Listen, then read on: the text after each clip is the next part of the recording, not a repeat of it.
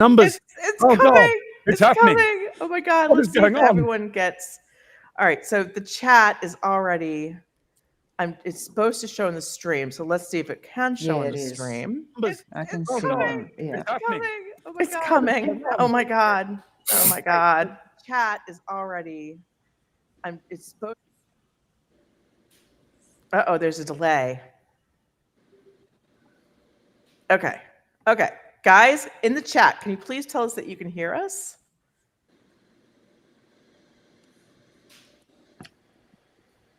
This is always disturbing.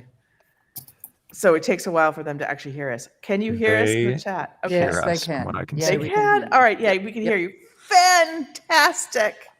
All right. We're all slowly coming in. All right. Fantastic. Oh, yeah. So this will slowly fill up. Yay. Hi, Leisurely Panda.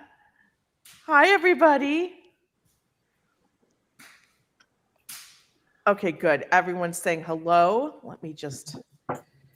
Okay, so we are. Maybe give away this awful. Very funny, Cat. This is like, or is that no? That's Edward. Edward who did that. All right. Hello, everybody. Happy Halloween early. We're so glad to have you here. So we're going to sort of do an exciting thing tonight, as we always have. Besides talking to all your favorite actors who you much more want to talk to than me, we are also going to be doing some giveaways occasionally. So just know that that is going to happen. We will, again, we're going to pick 3 people every time. We're going to do an EDA, so Everdark Academy Volume 1. We're going to be giving that away. And every time we do a giveaway, we're actually going to give it out to 3 people. So this is really exciting. And it's going to be very easy for you to download it from BookFunnels. So we're going to be doing that. And we actually have a bunch of the Everdark special editions to also give away that were really exciting. Now, these are the first ones that we made ages ago, so they don't have the color, some of the color interior, but they're beautiful. So we're going to be doing that as well. So the first thing that I really want to do that's most important as I get myself organized to try to do some like cool things is to have everyone introduce themselves. So I'll start. I'm Raythe. You guys know who I am. I am the author and the Raythe of Raythe Reign. So how about we start, Edward, how about you start? And then just go round robin it from there. Introduce yourself, say who you actually play in Everdark Academy and maybe what you played in Everdark. And something that you like, no, I know. Is there anything about one of the characters that you're playing that you've imagined that it's not in the book? Like something like they like, peanut M&Ms or something like that. Edward, go. No pressure. No pressure at all, right? Happy pre-Halloween, everyone across the globe. I'm Edward Fox. I narrate Everdark Academy, and I get to play all kinds of wonderful characters from Daemon, the Vampire King. My brain just did that. He's also playing Ryder. He's his Ryder this time. The new big job is Ryder. Yes. Yes. Heartthrob through Everdark Academy. Yes, Cast of thousands. Something I hadn't imagined, or something I do imagine. No, I'll keep that to myself, and you can come back to me. I'll think up something really witty and clever. Insert that. Oh my God, we should have given you the gummy instead of that terrible beer. Because you have to go first to break it all down. Okay, Adam, why don't you go next? All right. Hi, everybody. My name is Adam Riley. In Everdark, I played Christian and Julian. And in Everdark Academy, I'm returning as Christian, and I am also going to play Grayson Duke. Which is a new adventure into a slightly grittier character, perhaps. Right, a little gritty. Oh, okay. What was it different playing Grayson than playing Julian or Christian, do you think? Yes. Did you feel different? Oh. Yeah, I think so. I mean, without going too far into it, I don't know what has aired from Everdark Academy. We're kind of touching. I know we're it's really only members who have heard it. So and the first 2 chapters for those guys. But you can, there's going to be a little bit of spoilerish here. So, because I want them to be able to talk about everything. So just keep that in mind. And I think Yeah, that should That be is just the fine. spoiler alert. Spoiler alert. Well, I won't get too specific, but Julian had I don't want to say sordid past, but an interesting past that kind of contributed to some grittiness to his character. But I think it's a whole different level with Grayson, and I think he's a product of a lot of angst, and I rarely get to play those kinds of characters. I play a lot of Christians, with a capital C, I guess, in both senses. But yeah, it was fun to play kind of a grittier, angstier, kind of darker character, especially vocally. That was fun. Yeah. Oh my God. Well, here, one thing I actually did figure this out. So I wanted to do, let's listen to, I think that people will be able to hear this, but I'm going to play Grayson's. It's a little thing that Adam did for me. And there's something that Ryder did too. So let's see if you guys can hear this. I'm going to play this. Let's see if it plays. Hey, I'm Grayson Duke. My life on the streets taught me that it's safer to be alone. Don't rely on anyone. Don't believe that they'll care about you, because once they know the real you, they'll leave. Ryder says he accepts my boundaries, that this thing between us will be casual. But his eyes say something different. Something about love and destiny. It's dangerous, because if I believe him, I'll never survive it if he leaves too. People in the chat, were you able to hear that? And now we wait. And now we wait for a moment. We could hear it. I know. Yeah. I just hope that other people can. And that's totally silent in the chat now. Can we give Grayson a hug? I think He needs one. He He's You got guys a couldn't hear it. lots for of drama. It's real. Don't trust him. they're It's trusting always it the innocent all. looking ones. Right? Oh, yep, we heard. Okay, great. And then I just wanted to play actually Ryder's, and then I'm gonna actually have this set up to do Sophia next. So Hannah, you're gonna be up next. Oh, I hope we I have have the background music moment for this one. I I like saw the ones with Grayson background Duke. music. I wanted him. His blood, his body, his everything. But he keeps his heart from me. He's been hurt badly. Can I heal him and make him mine? Or will he be like a far star, just out of reach? Nice. Woo! Nice, baby. Is it, I mean, Edward, it probably isn't at all, because I know that you do like a ton of American accents, but how did you choose Ryder's accent, I guess, because you had a couple of different versions. I did, yeah. Yeah, I think many actors talk about this, about trying to find the voice of the character. And Yeah. I think like anything in acting, it's an art form. What color, what flavor, and the voice is very, very important. So for me, it was just trying different sounds, different regional dialects, and playing until something which I enjoyed doing and I felt would work with the other members of the company. Edward, So I wanted to have the Southern. Edward, could you give us a sample maybe of like your Australian version of him? Oh yeah. If Raythe, if you want to put that text from that thing up in the chat, or maybe It's I'll it's find very funny actually, because Oh, yeah. I think we've mentioned this in the past, but we record separately. I thought this whole time that Ryder was Australian, because I think when we Oh had my started recording, I God. thought he was, because I'd heard those samples before. I But yeah, I I thought about it. I thought that. Let could me be just fun. grab something for Ryder. I'm so sorry because I'll I read it don't have that off the top. exact. If everyone doesn't, and if anyone's got suggestions in the chat as to, we could Yeah, all no. pick different sounds or voices and see if we can do them. No pressure. Exactly. It's no pressure at all. Like I'll send it to an audition. Okay, hold on a second. But I think Let that me was get- something that all of us faced with this project, because there are a lot more characters that show up in Everdark Academy. So there were actors doing dialects of all different kinds of dialects, from Japanese, Southeast Asian, different Yes. American, UK, European. It's just amazing. But yeah, I thought about doing Deep South, but I think the choice with Lawson, Oh, that sound was great too, and I didn't want to impinge too much on that. Fran, that was amazing. I mean, Yeah. Lawson, look, Lawson has always made my skin crawl a bit because he feels very, I mean, Legion is like the big bad, like the monster, really. I guess, truthfully, it's Callie who's the big bad, but Lawson and the way you interpreted him, it makes him sexy and yet terrifying. And I almost wish there was more of him because of your version of him. To be Well, I mean, perfectly you're a honest. writer, so you can make that happen, I suppose. That's true. He could come back. I'm quite available. I know. It's like, oh, the power.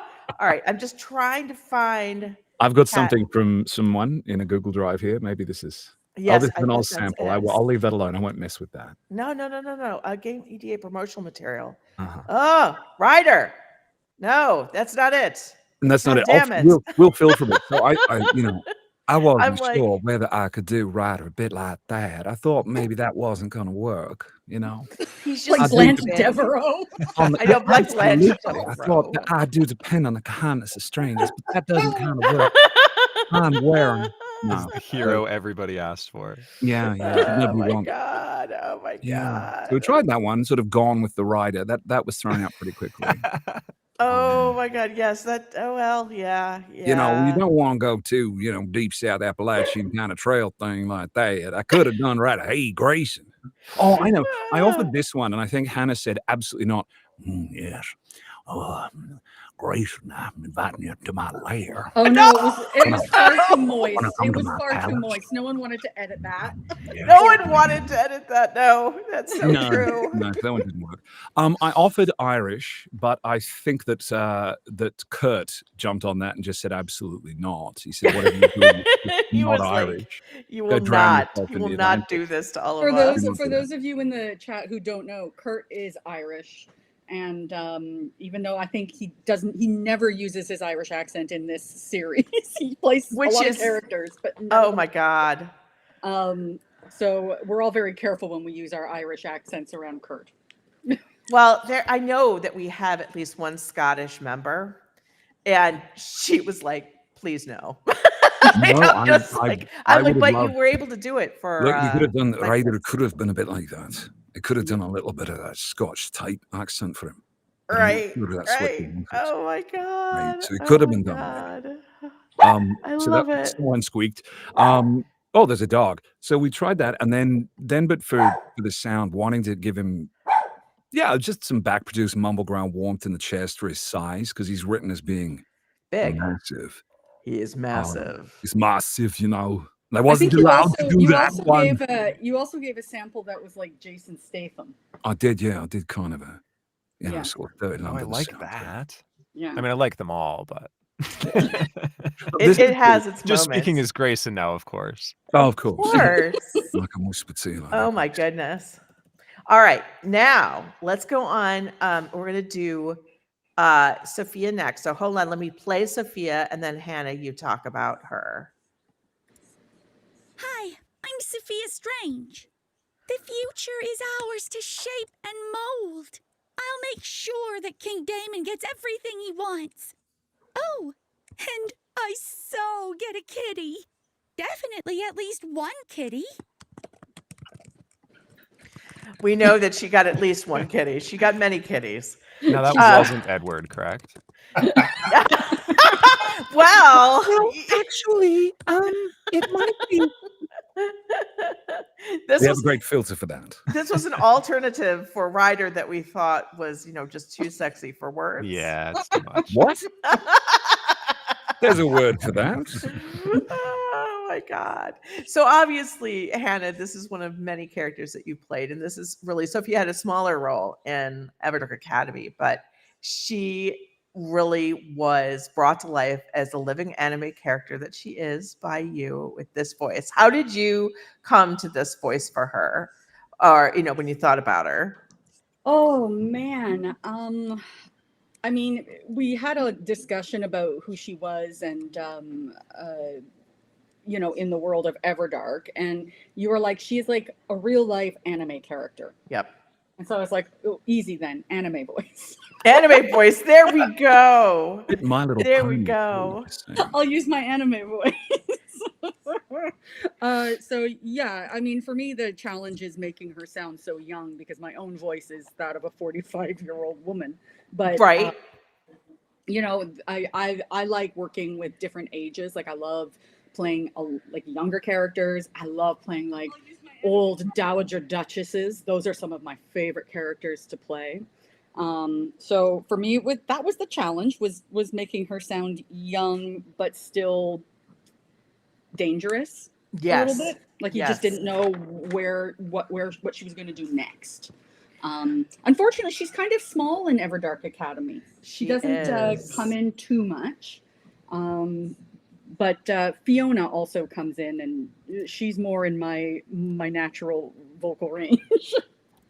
Oh yeah, well, I mean, it's just what was funny about this was because I'm asking you to play someone obviously like 30 years your junior, yet like you said, still be dangerous. I think at least with anime, because we are used to having these little pretty girls in dresses like cut people in half, like that worked really well and had like a sense of menace. I think personally, I think childlike vampires are like terrifying because it's like not what you would expect. And you let they're crying, you let the little kid into your house, and then all of a sudden they're at your throat. It's like, oh, okay. So Leisurely Panda, who is so generous as always, has sent a super chat. He says, "Hi everyone. A happy early Halloween. Speaking of where Ryder is from, for all the new characters, where do you, the voice actors, think your character is from? Like, I always thought Ryder was Irish, for example, which again would upset Kurt. So that is, I really haven't answered that question. And the reason why I haven't answered that question a lot of times, to be perfectly honest with you, is that I am not a historian, and the work I would have to do in order to sort of locate them. They're over from Europe, other than Demos, but other than that, that I really didn't get into any details there. Did you guys do that at all in your own heads about like where put you details about Ryder in the text? Ryder talks about his childhood in London on the That's dock. right. Yes. But that doesn't mean he's from London. No. Maybe he's Dutch. That would be Dutch. No, Dutch. yeah. So Can there you is imagine a something about Dutch accent? Oh my god. Oh yeah, That would be Ryder. hysterical. No, I'm not even going to try. Not without prep. No, not doing it. Oh my god. Oh my god. All right. Now we're going to go on to Yes, yeah. Euro quickly. You're a trash accent. I'm always like, just use it like mid-Atlantic, somewhere in the mid-Atlantic. I love all of that. Okay, so Seeyr, we're going to you, or Liz, we're going to you. So we're going to listen to Seeyr. Hi. So Hi. Let me just play this, and then here we go. Seeing the future isn't all it's cracked up to be. But what if you could control the future? Make it exactly what you want. Well, that's what I do. And the future looks dark. Exactly how vampires want it. So I absolutely love your take on Seeyr. Originally in Everdark, we did not have Liz. So for the first, I think, chapter 2 that she appeared in, we did not. And I'm not saying Hannah didn't do an excellent job. You did. But I think Liz really made Seeyr come alive because she has the gravitas that is needed, like this rich voice of this woman who's just seen it all and done it all. And like she needed to have the voice of experience, right. Like that like all haunted, knowing, all seeing, haunted sound, like that quality. And I think Liz just like she can just do that in a heartbeat. For sure. And you just walked right in, Liz. I know. Yeah. I mean, so Liz, Seeyr plays a much larger role in Everdark Academy. We see what she went through in order to get the future. Were you surprised by this or not really, based on what you knew of her? No, she's such a rich character. I was really drawn to her because, who's not drawn to someone who's got that sort of power? The past, she can see the future. She's the landscape of her character is just so rich, and so I loved that you wrote more for her to do. So she's really coming alive for me as an actor, and I love doing it. And I also loved voicing Grayson's mum. No spoilers there. That was fun. Switching from a nice, caring mum from this amazing Seeyr.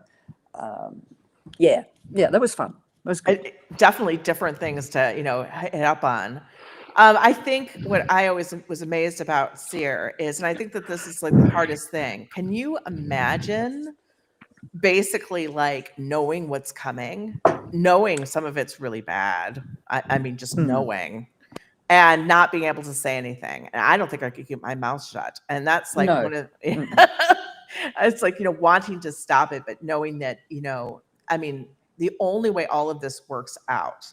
And one of the things that Everdark Academy is about is really how the immortals had to change, I think, for Daemon to go forward and have a successful future and empire, I guess you would say. And Seeyr had to plan that out. Yeah, and there's a lot of self-control needed from her. So that's another layer of her character that's really interesting when you come to voice dialogue, knowing what she knows, how much to let out. Yeah, it's very rich. I've really loved what you've done with her. Oh, thank you. Well, I've loved what you've done with her. It's pretty amazing. I think, especially that first scene with Seeyr and Grayson when she's got the cat up in the tree and Mephi's like And piteously. Mephi, hello. I know Mephi must. I was brilliant in that scene, by the way. Yeah. Oh, you're always brilliant. Come on. Oh, bless. Thank you. Oh my God. Let's see here. We're going to go next. We're going to do Lawson. So let's listen to Lawson in this epic. We don't have the violins in this particular one, but here's Lawson. Why is Ryder so powerful? I'm his master. I'm the leader of the Wearing bloodline.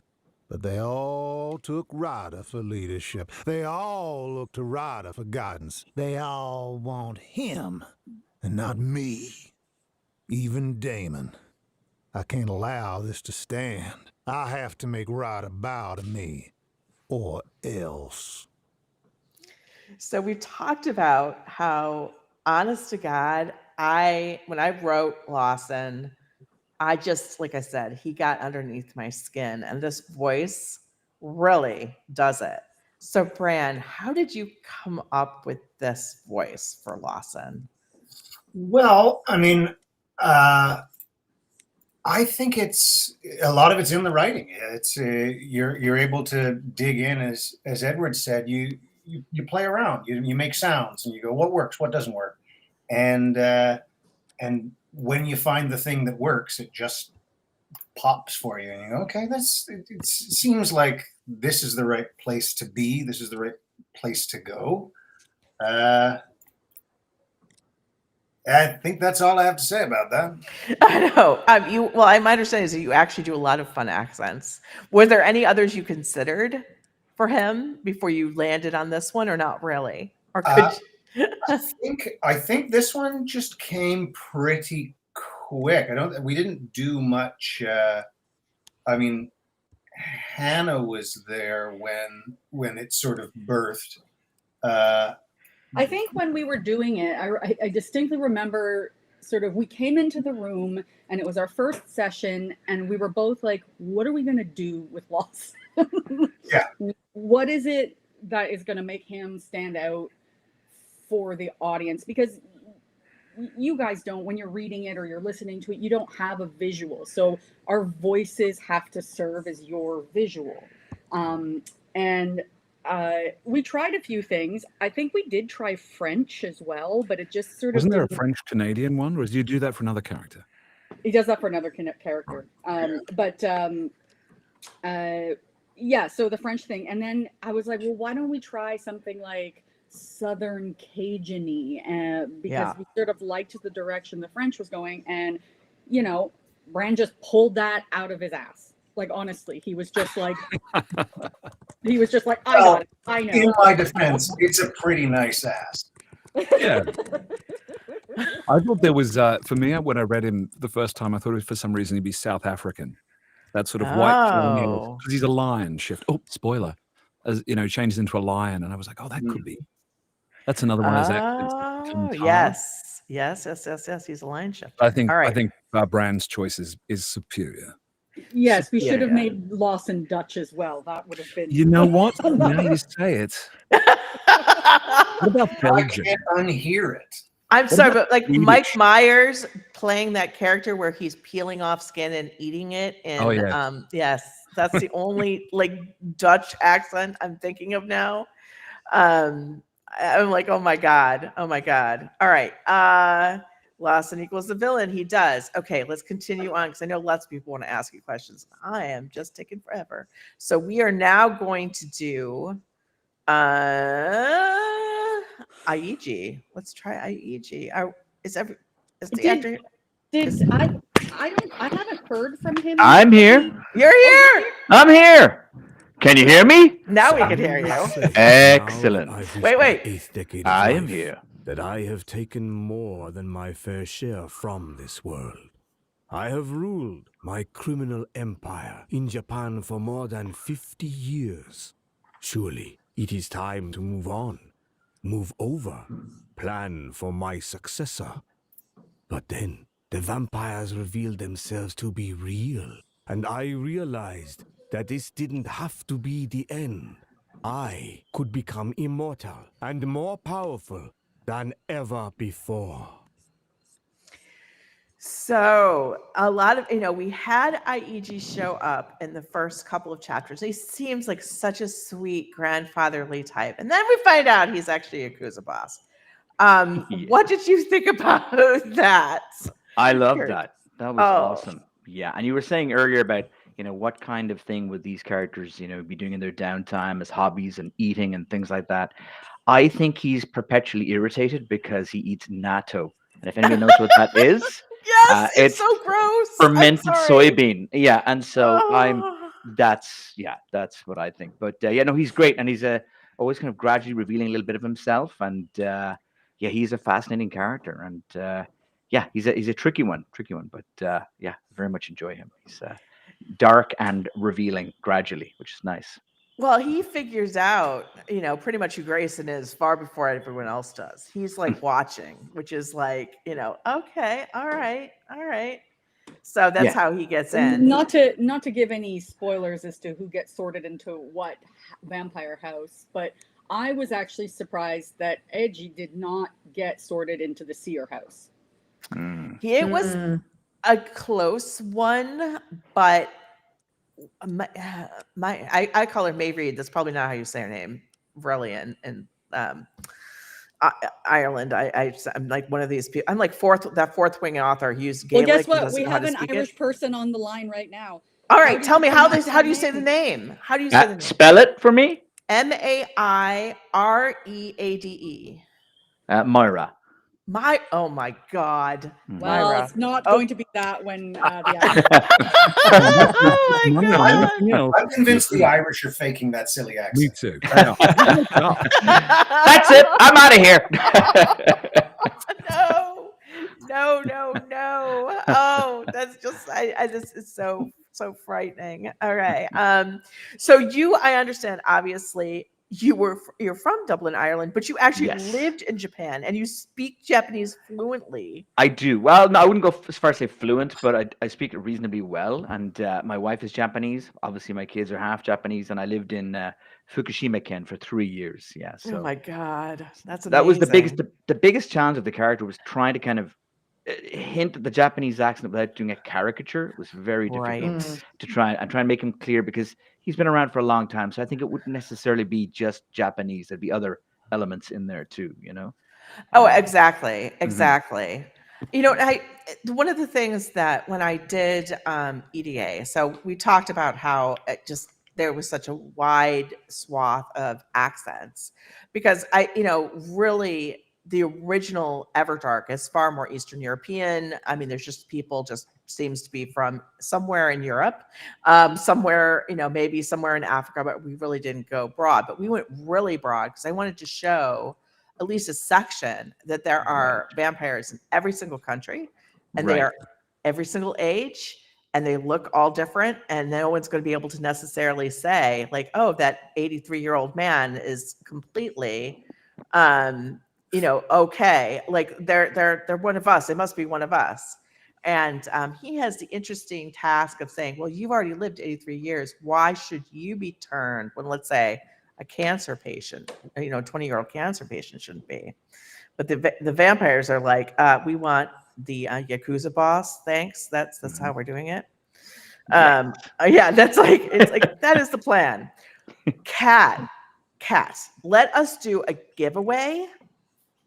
So, okay, this is what you need to do, guys.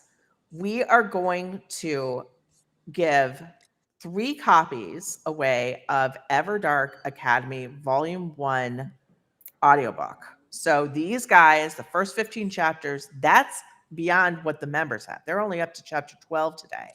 So let's put the word vampire in the chat and let's see what happens, because we're hoping Nightbot works. If not, we'll do a different way. We'll basically do a different way of picking them. But we're going, Demos isn't here yet, Cersei. He's coming. I don't see him here yet. Broadus isn't here. At least I'm not seeing him. I hope I'm not missing him somehow. 1, 2, 3, 4, 5. I 6, 7, suspect 8. he's probably finishing up work before he joins us. So I would completely understand that. Okay, let's see if the word vampire, putting the word vampire in the chat, and you'll be able to download it through BookFunnel, which is like really easy. That's how we did it for the special edition, and this will hopefully get everything. So let's hope that this is going to do it.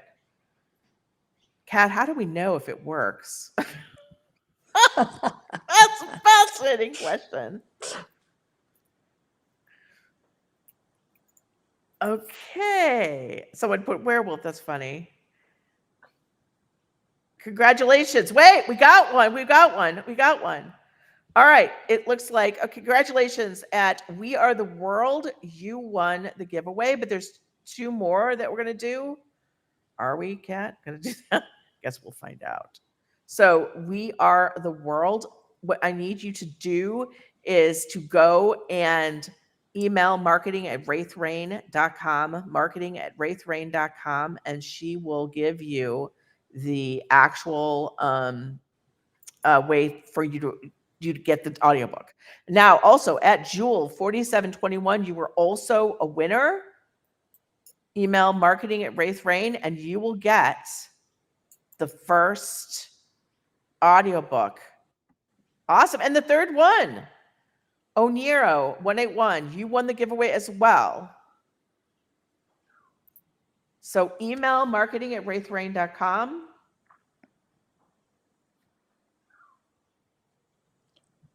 Nightbot is being busy. Hold on. Okay, I'll put that in the document. Oh dear. Here we go.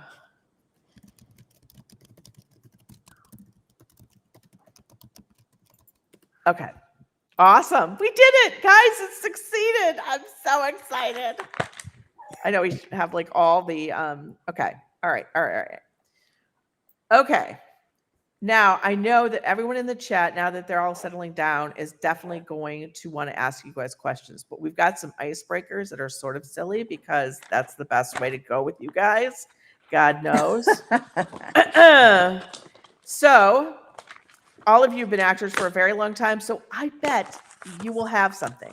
What is your most memorable costume you've ever worn? Memorable costume. I'm dying to know. In Okay. a good way? Can I start? Yes, you absolutely can. This is a nightmare. I was in a stage production of Pygmalion. Some of you may know it as My Fair Lady.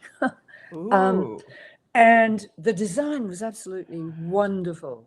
The designer was very thrilled with it, and we loved it on the paper too.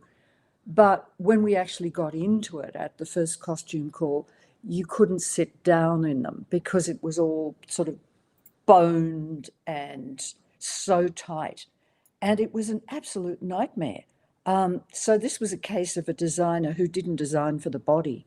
Oh, no. It was terrible. Just awful.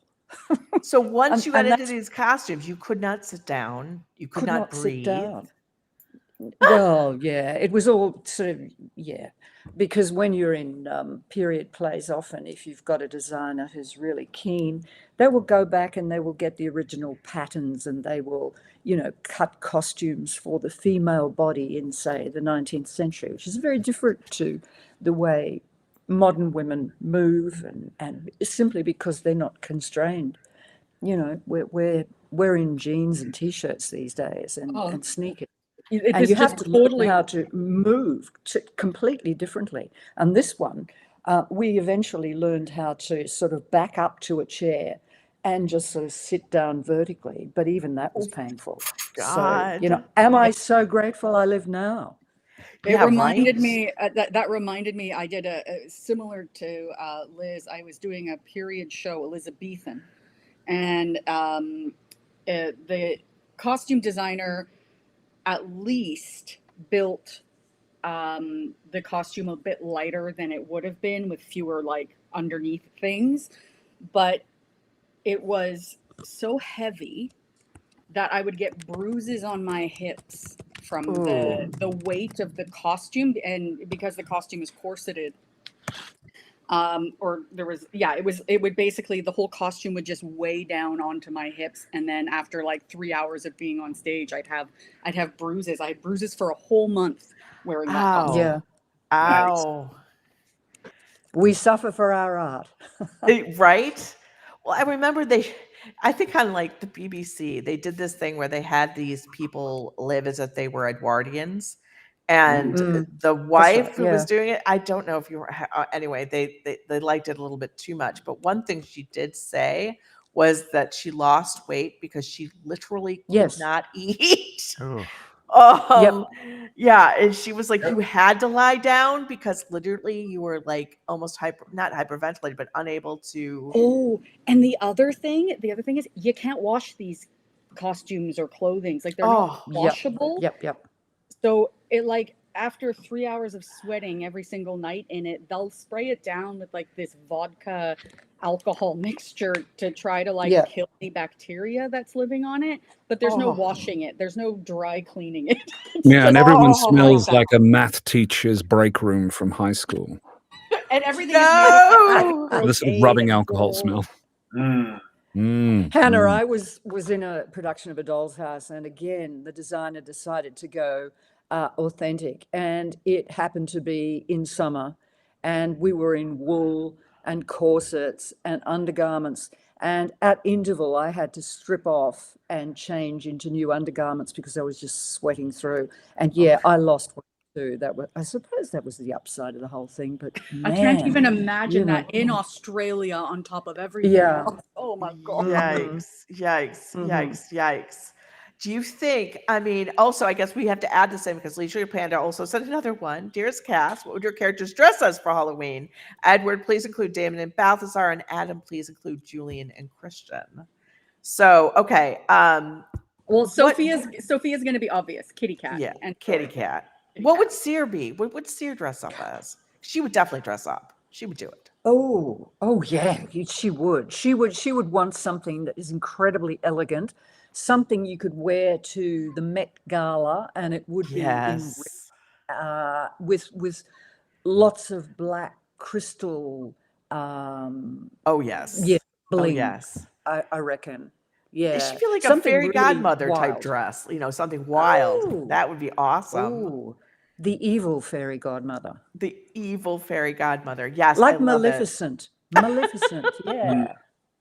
Oh my God. Okay, gentlemen, have you had the terrible experience with costumes or good? What was cool? Maybe something cool you love to wear. I was such a Halloween kid growing up, and so I'd always force my mom to take me to the library, and we'd rent the same book of like build your own costumes, and she'd let me pick one every year, which was very sweet of her. But I also grew up in freezing cold southern Alberta in Canada, so Oh God. the problem with Halloween was you always had to wear a big winter coat over any costume. So I remember in grade, I think it was like grade 3 or 4, I made her make me a jellyfish costume, which was just an umbrella with these long strips of giant bubble wrap, like different colored bubble wrap Brilliant. hanging off of it, that you could wear a full snowsuit under. Oh, So it's that was adorable. incredibly lame, but pretty cute in retrospect. No, that is adorable. I love it. I absolutely love it. Oh And my then God. a couple years ago, the one I'm actually proud of, a couple years ago, I was fully in my 30s. I went to a Halloween party as Jim Jones from the People's Temple because I had access to a Oh, very yes. cool vintage 70s suit and a priest's collar and big sunglasses, and I drank purple Kool-Aid all night. It was great. That is perfect because you could definitely spike your purple Kool-Aid. I sure did. Oh my god. Oh my god. I love it, man. I got All my right. character ones too, if you want those while I'm on it. I thought about this. Yes. I think Julian's easy. I think Julian would go as something like Indiana Jones. He's got like the adventurous Yes. spirit and the the I want to say faux manliness. He's manly, but he likes to play that up. And I think Christian would go as like an angel or something. He's got to go as something Yes. quite innocent and yeah. Grayson, I'm not totally sure. I feel like Grayson would go as I don't know, maybe like Donnie Darko or Right? Something maybe edgy. yeah, I was gonna say Neo from the Matrix, but that almost seems Yeah. too bold for him. I think he'd want to kind of hang in the background a little bit. That's for sure. No, that's absolutely for sure. Yeah. All right, Kurt. What would Lawson dress as, or would he even dress up? Have you had any? He dresses a cross between a king and Tarzan, I think. Oh my God, he totally would. He's in charge. Totally would. He dresses what a king is supposed to look like. Oh my You know, God. like open shirt. Yes. And then he would just, Oh, yeah. you know, And wear Draco Noir, probably. a lot of Draco Noir. Oh, so painful, and yet so accurate. So you guys sent me this EDA episode Bubbles Mixdown. Do you want me Happy to play Halloween. this? I'm very excited about this. What is this? Just try. Edward is very excited about this. All right. This is Edward's creation. Okay. So guys, we all have to be quiet and listen to this and then ooh and ah. This is very exciting. Okay, here we go. I wish to dance. Your wish is my command. We need to take this handsome man to the dance floor. There is a dance hall filled with bubbles. Ooh, Bubbles. Oh, yes. Lead the way. Bubbles. I It am is fascinated scene. with this backstory about this. It is a scene that Edward was looking at, and we were just trying to get the timing of the dialogue right.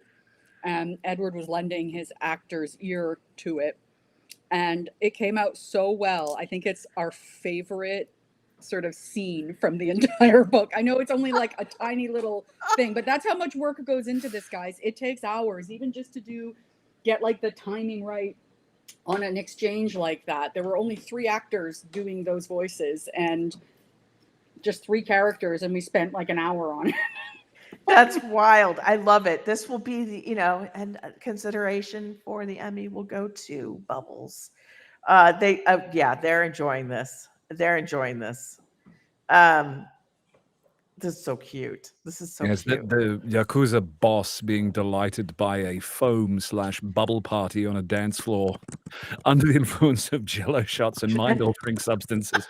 What is going on in your subconscious, right? Well, it's a mirror Oh, no. party. It had to be quite something, right? And I swear there was, okay, so Kat knows this story very well. So a few years ago, I went to, it's called Ravinia. It's an outside event where you could basically, like, there's bands and it's awesome and you bring a picnic. I'm sure, it was incredibly hot and we only brought alcohol. Like, we did not bring water. And you already could imagine where this is going. And I had to write a chapter that night. It was like a haiku by the end. Your leaving Las Vegas moment. I don't remember writing it. And the thing is, none of the members called me on it, even though there was no punctuation. It became like an E.E. Cummings haiku with no, I was just like, okay, yeah, this is going to go. This is going to be good. This is going to be excellent. And I read it the next day and I just was thumping my head against the wall, just to try to offset the pain from the hangover. And seriously, I was so glad that no one called me on it, even though they must have been like, and I think they said something like, oh, this is an interesting idea. And I'm like, oh my God, I'm so ashamed. So it was your good. Ulysses, was it? Yeah, a little bit. It was like, I was like, clearly it was the last few lines. And I clearly I was dehydrated drunk, I do not remember anything. And it was like, oh my Lord, never have done this. Okay, so yeah, The things that's we just do, ladies not and gentlemen, for our art. right. Right. Oh my God. Okay, so all right, this is rather silly. Well, again, we're going to continue being silly. Guys, put your questions in the chat for everybody and put like, question like in all caps so that I can see it. But I'm going to continue on with the silly questions until people, tell me to stop, which is probably going to be real soon. Oh, wait. Kat, let's do another giveaway. Let's do another giveaway before this next silly question. Let's put in the word werewolf. Okay, we've got to do werewolf now. Okay, so put werewolf in the chat. And Leisurely Panda's in D&D right now, which we got to discuss D&D, by the way. Okay, put werewolf in the chat, guys. A werewolf, I love it. Put werewolf in the chat, and then we're gonna pick again 3 people to get oh my God, the audiobook. I'm sorry. It's really not the gummy that I took. Yeah, I took a gummy. So shoot me. I'm not even, yeah. Oh, So, the rebellious side of Raythe. I know. Mm. And yeah, okay, there we go. We're having it. So I'm not seeing though. Let's hopefully Nightbot. All right, Nightbot says. So the first person is Claude Marillier. I think Claude is French too. And I've just totally and utterly massacred his name. And so email marketing@wraithbrain, email marketing@wraithbrain.com. All right. So Ren, you won as well. So email marketing@wraithbrain and you'll get your EDA copy. Yes. Let's keep going. Congratulations, the third one. I can't believe it's working. Beth, you won. Yay! Beth won. All right. Awesome. All right. Again, I know that literally I just had Leisurely Pandas thing and now it's gone and now I have no idea. Yeah. So if you have a question, put question in front of it and put it in all caps and then we'll ask those. But from now on, basically the whipping will continue until morale improves. So would you rather be an amazing stage magician or an amazing dancer? Who wants to go with this first? I'm going to pick somebody. All right. Liz. Oh, Dancer yeah. or stage magician? Oh, dancer, please. I've got 2 left feet, and it's been my shame all my life. If ever I've had to play someone who dances on stage, I have nightmares, sweaty palms, and the choreographer has to work twice as hard with me as anyone else. So yes, please. That would be a fantasy. I would love to be a dancer. Oh, yeah. Yes, please. All right, Kurt, magician or dancer? Oh, magician, I think. Nice. I love sleight of hand. I'm very impressed by that. So yeah. I know, right? All right. Yeah. And Hannah, and now I'm going to go into, after this, I'm going to go into actual question from people. Hannah, magician or dancer? I actually, like Liz, I have 2 left feet. I'm a terrible dancer. And I once was in a production where I had to dance a lot. No. Oh, nightmare. It was a nightmare. It was, I basically, they made me a dress that was much longer than it needed to be so that I could hide my feet and do sort of upper body. I love it. I could sort of manage to follow the upper body and make it look like I was doing the right steps, but I wasn't. Oh my God. Yeah, it was. Oh my God. Real terrible for me. I'm just thinking, I've always wanted to be a magician because of the idea of somehow magicians seem like they, I don't know, are seeing more, know people really well, and then they can just, not fool them, but delight them while fooling them and stealing their wallets. Yes, that's something. Yes, absolutely. That's something. I know, right? All right, favorite Halloween candy, guys. I'm sorry, I really like candy corn, which is horrific. I second that. Do you think they Wow. taste different? The different colored layers taste different, Edward, or is it all the same? I I've think they debated taste the this. same, but I imagine they do. They taste different. Okay. Yeah. Yeah. All right. Have you ever eaten Peeps? Oh yes, they're terrible. They're I awful. put Peeps in the microwave, guys, and I only like them that way. So that's Wait, Like, do they melt to a full turn? they so they puff up. They're huge, Oh. and then they shrink down and they become chewy and crispy, which So I sort of toasted know. marshmallows. Yes. So you could impale them and do them over a fire that way too. Yes, Okay. you can. You Nice. can. Okay, character's favorite swear words. And I don't know if we can say them on the actual. Yeah, we have to. It's got to happen. It's So- got to happen. None All of my right. characters swear. I know, right? There aren't there's a few fucks that get flown around. I think by Grayson, actually. Yeah, that sounds right. Yeah. He's expressing himself, Mom. Yeah, I know. Like, whoa. Oh my God, no. Do you know why? Grayson's edgy. Come on. Come on, man. Fuck. Oh, whoa. But you know what's really that? Jesus. Do you know why I don't do it though? Because when you write it on the page, it sounds really dumb. When you're saying it like normal, it makes sense. But then if you write it on the page, I was like, my God, every other word is fuck. Like every other word is fuck on this. So I have And to I think Okay, Demos Mr. Mammoth. Broadus added in some swears for Demos as well. Some custom thank God, Yeah, right? Like, yeah. thank God. Mm-hmm. That was like, yeah, he made I'm sure my stuff far more natural sounding because as Kat says, she's like, nobody speaks in semicolon. But I'm a lawyer first, so it's very hard for me to like not use the I do the same howevers, thing, Raythe. Yes. therefores.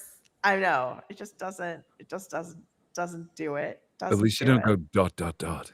Dot. Oh Dot, my dot, God. dot.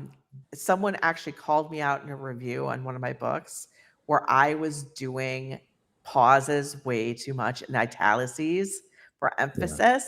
And in her review, she made her review like that. And I was like, Oh, that's fighting.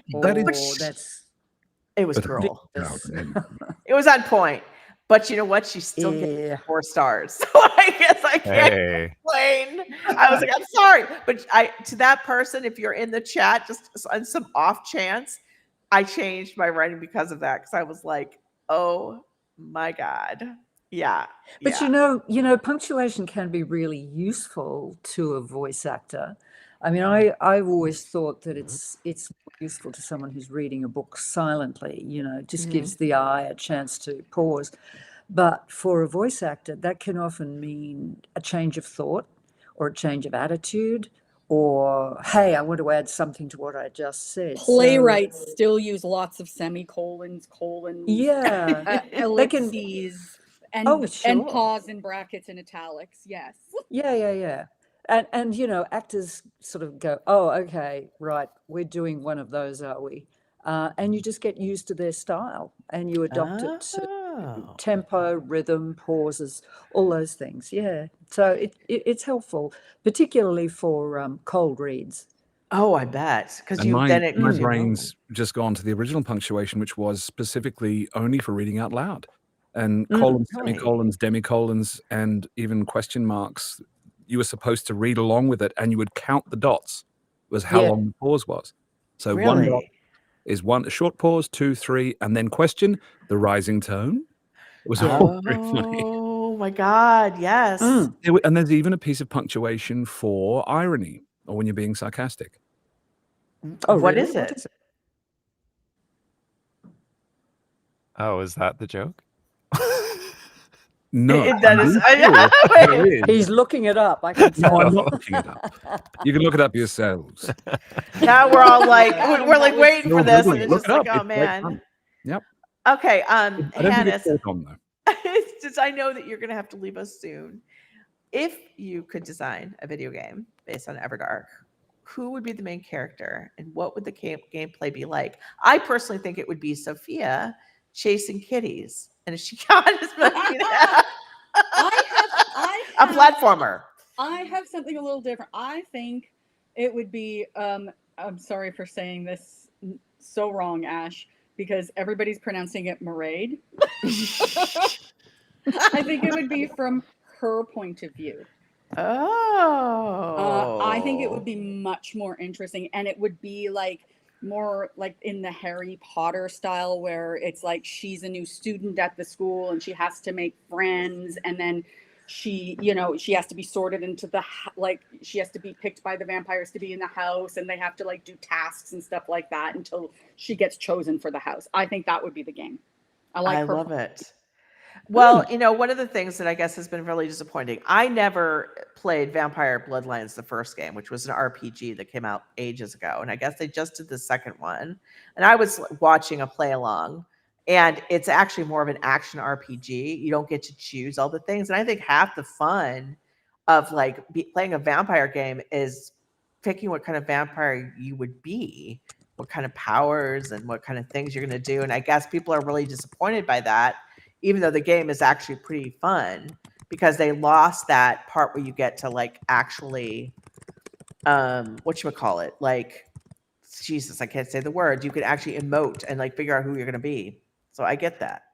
I love this question. I think it would be Balthazar as a main character, and I'm really drawn to sandbox style, low pressure design games like The Sims. So if it could be Balthazar designing Everdark Academy and all of the color schemes and intricacies of all of the different houses, and I would just love that. Yes. I love I it. can totally see you loving that. Oh, just calming, no villains, just rewards. And there's a sub game which is where you give scathing criticism to other people's design choices.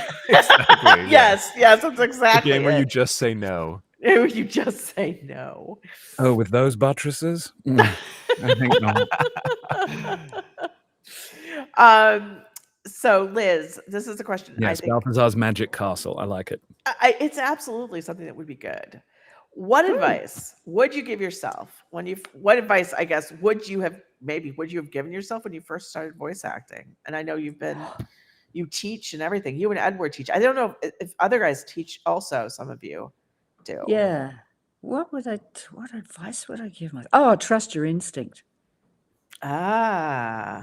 Yeah, don't pre-plan too much, because usually the first instinct, not always, but if you're well prepared, just trust what comes. I find that's the best when I'm storytelling using my voice. Nice.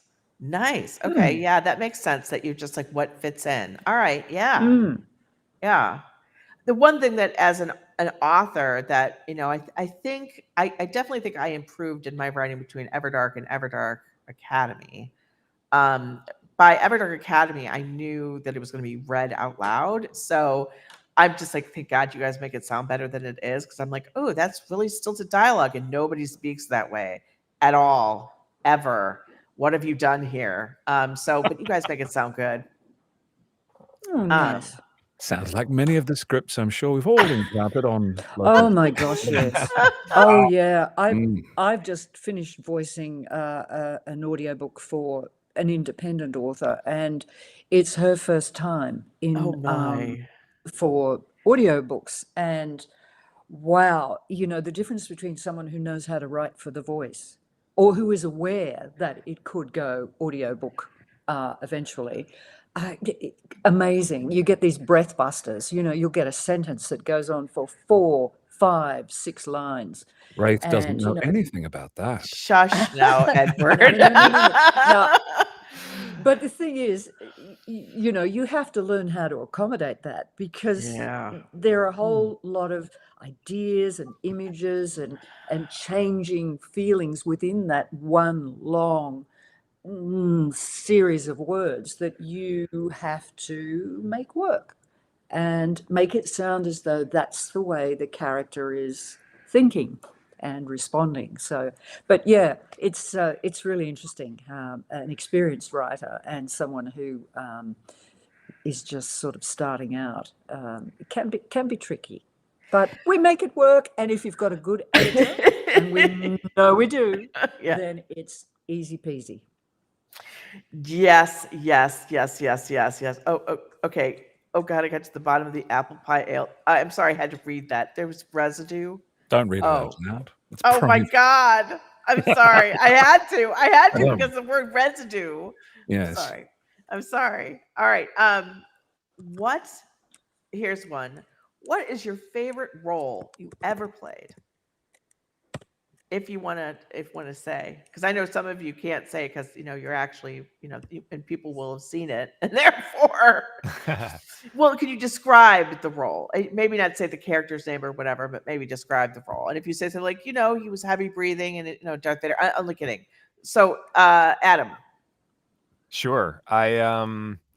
Yeah, I won't get into too much detail, but I was lucky enough to get to play kind of a villain on this HBO show for 2 seasons, where I got to play like a acerbic, mean lawyer neighbor who was a queer character, but who was very close-minded and kind of like, I don't know, just represented an interesting side of the queer community. And I got to play that for 2 seasons, and that was super fun and very much in my wheelhouse, I will say. I think that's why I enjoyed it. It wasn't too much of a stretch. You were like, all right, this is good. This is good. Yeah, All far more right. conservative than I am, but it made for an interesting challenge.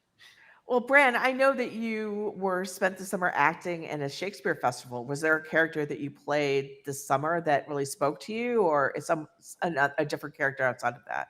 Ooh, I mean, this summer I had a lot to do, and it was mostly little stuff, and then covering a lot of the leads. So this summer was just mostly a tower of work and words that I had to keep in my head.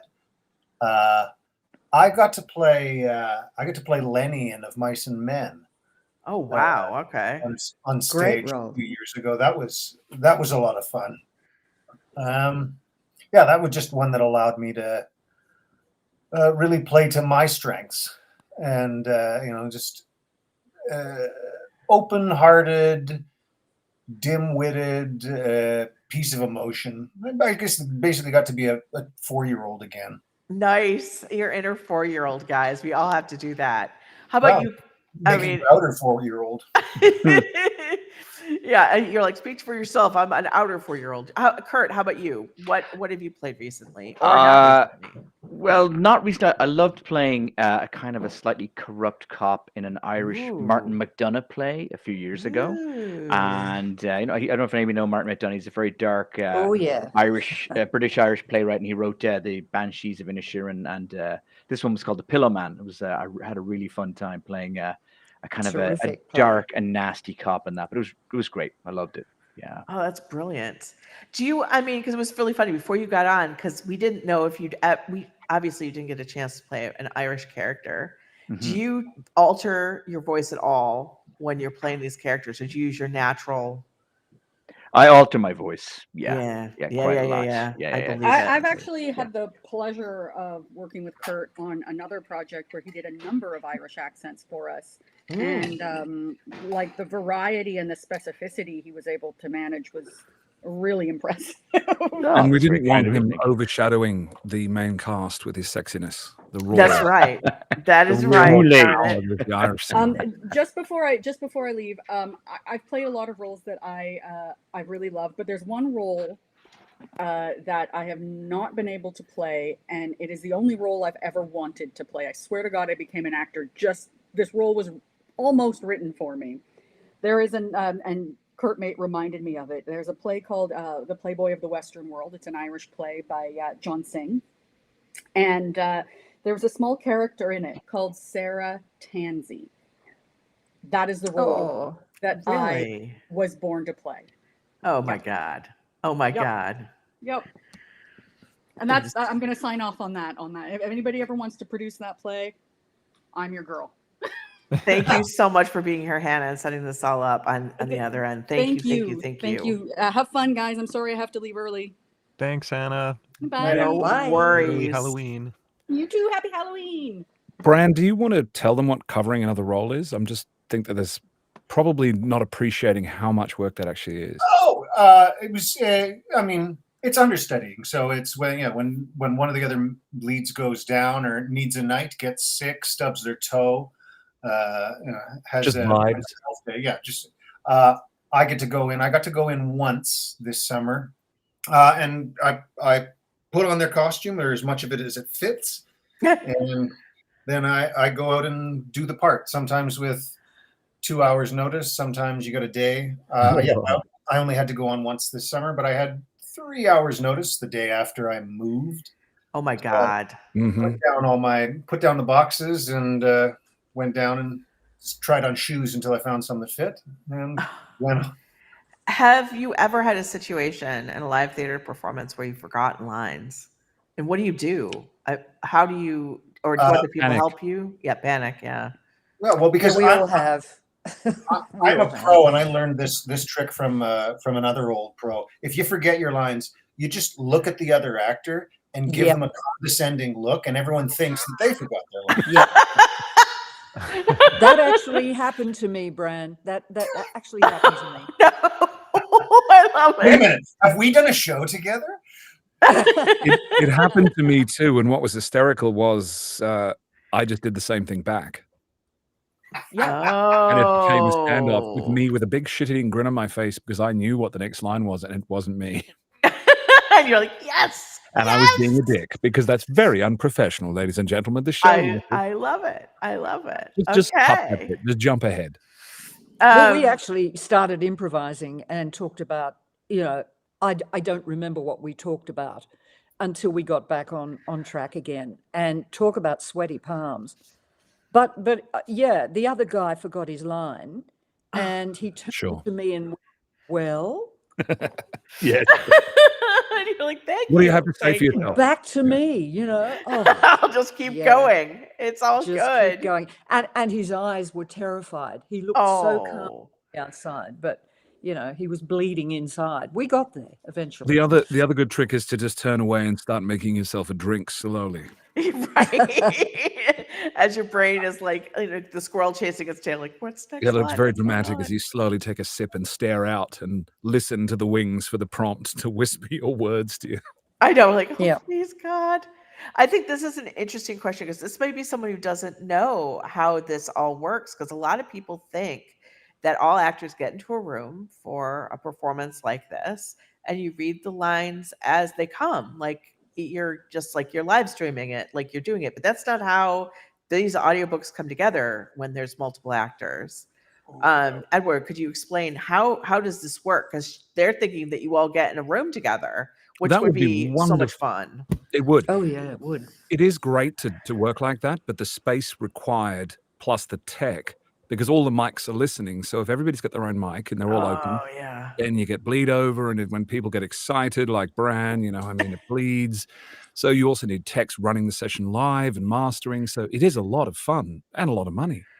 And you've got to book everyone, and everyone's got to be available. So it is like herding cats. For this process, Hannah books everyone in advance, and everybody's running around the world doing all their crazy things. And we go into the studio with her, and she directs the sessions where we each lay down our tracks. So that's pretty much how it happens, is that we have to imagine the sequence in our heads and play the scene as best we think it'll line up. So you and I are actually doing Dragon's Reign, which we need to get back to, which is sort of fun. And I literally, guys, can hear Edward's voice in my head, like saying the other line. Like I imagine he's there when I'm doing it. It's the only, to get the emotional, make sure that I'm like emotionally, my voice is holding the right tone. Because otherwise I have to like, where am I? What am I doing? Why am I just saying, yeah? What are you doing? I'm yelling a lot, so it must be very important. Yes. Wait, before I let you go on this one, you didn't answer this. What would Damon and Balthazar dress for as Halloween? That was part of the. Yeah. Well, Balthazar would have to be fabulous. It would be something impeccably tailored, tight-fitting in the hips, waist, and buttocks. Yes. I said Professor Plum earlier. I think that would be great. Oh, for Halloween, not just every day. Fair point. Willy Wonka? I don't think there is a distinction between Halloween and every day. I mean, right? What's the point? I mean, he goes all over, man. And what about Damon? Actually, you know what? Maybe this year, Ilsa. Oh God, I love it. in Frozen. You know the blue dress, the blue Yes. number? Fabulous. Off the shoulder. Oh, Yeah. he would love that. Long Balthazar would slit. love that. Oh yeah. Absolutely. Oh my With goodness. those He big, would. broad shoulders. Gorgeous, darling. And And for Damon, Damon, it would be it's harder with glitter. it. It would be glitter and a fan, I think. Yes, and there'd be no clothing. He would be No, like, there "Well, might I'm," be a mask, just a cheeky little mask, and and he maybe some finally. glitter body butter. There we go. Done. There we go. Because he would basically say, I'm pretending to be a nudist. There we go. I finally get to do the thing that I want. So there we go on that. Absolutely. Okay, Adam. Do A you have pumpkin. That's what a he'd wear. A pumpkin. pumpkin? A And you can fill in gourd. details however you want. A Good, gourd. yeah. That's it. Adam, Jack-o'-lantern. you are so bad. Okay, how do you get into the Right. mindset of a character like Grayson who has a traumatic past? I saw this question. It's a tough one. Yeah. Well, I've I've played a few characters who have a traumatic past in these You in these have. books. What the hell? Yeah, I don't know. I you know there's lots of different theories to acting these types of roles. And I tend to use parallels, which is a big kind of actor term, and I used to teach and have kind of distilled down my own theories about this. But some people use personal parallels if there is something that is similar that's happened to them in their past to draw upon that kind of emotion. I tend to use more objective parallels where I'm it sounds very simple, but really just putting myself in the shoes of that character and the situation that they're in. And we're all human beings, I think, who have experienced I'm not. similar emotions, maybe. So it's really just a matter of kind of heightening those emotions, I think. I tend to approach acting from a very safe place where I don't want to get too far into my own history and my own past and me drawing up that kind of authentic, horrifying experiences or something like that. So I tend to kind of distance myself a little bit and I get act, that. I guess. I totally get that. Yeah. Although I Just do. try acting. Yeah, I'll do that. Acting's storytelling, and yes, it is technical, and yes, it's an art form, but art makes us feel. These books make people feel. Otherwise, all Yeah. these people listening to us right now witter on about God knows what wouldn't care. So we care deeply about the things we love, whether they are real, quote unquote, or not. Yeah. No, that's very Food, drink, true. music, art, books, that's why it matters. Stories matter. The Yeah. stories we pass on, that we tell about ourselves, about our world, they really, really matter.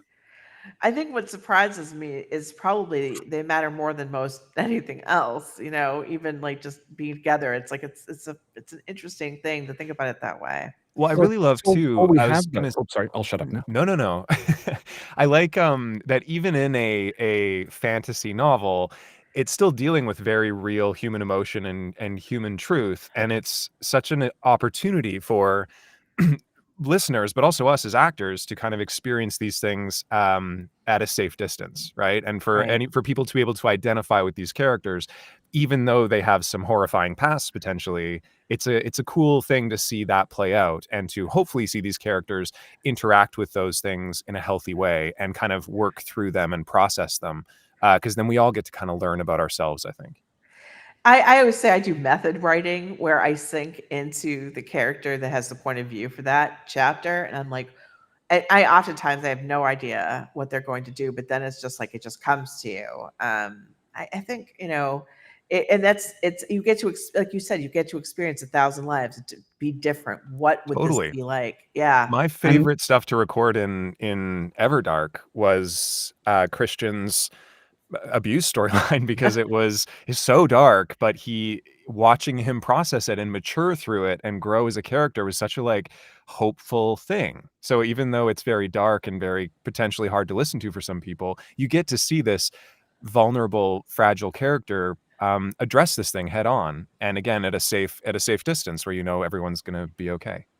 For those of you who I hope you've listened to it, but it's beautifully done. Adam really does an incredible job of making that moment come to life, to be sure. And no, that was really just lovely. So this is, here I go moving on. So it's sort of the same thing. So for Bran and Kurt, what was your reaction to your first reading of Everdark Academy? Like your characters, I don't know what kind of preparation you did or how much you got into it other than maybe just learning about your character. What was it like for you? I felt that he was AG was very much kind of a character learning on his feet. I felt, and I felt that he was kind of revealing bits as he went along, both in the show, but also to me as the actor. And I felt like very, very slowly and methodically peeling an orange with his character. And yeah, I really enjoyed the process. So I'm looking forward to seeing where this all I know we've ends got up. the third Yeah, one going up. Yeah, I yeah, know. yeah, I know. yeah. So for me, yeah, I kind of agree with the what Adam was saying there about the characters, kind of that objective parallel. That's kind of the way I would approach that too. Yeah, and Oh, cool. All right. yeah, I really like that. So What about you, Bran? What was it like for you when you first came and saw this crazy vampire serial that was like way too long, you know? And you were like, I can't help it. Like, you know, if I had more time, I would have written, you know, a short story, but I wrote a serial instead. So, yeah. Oh, for sure. That's yeah. I I'm going to shock everybody and say I wasn't able to consume all of the source Really? material. 500,000 words? What's wrong with you, man? I mean, you know, I'm a slow reader. Yeah. And so you can't read at all.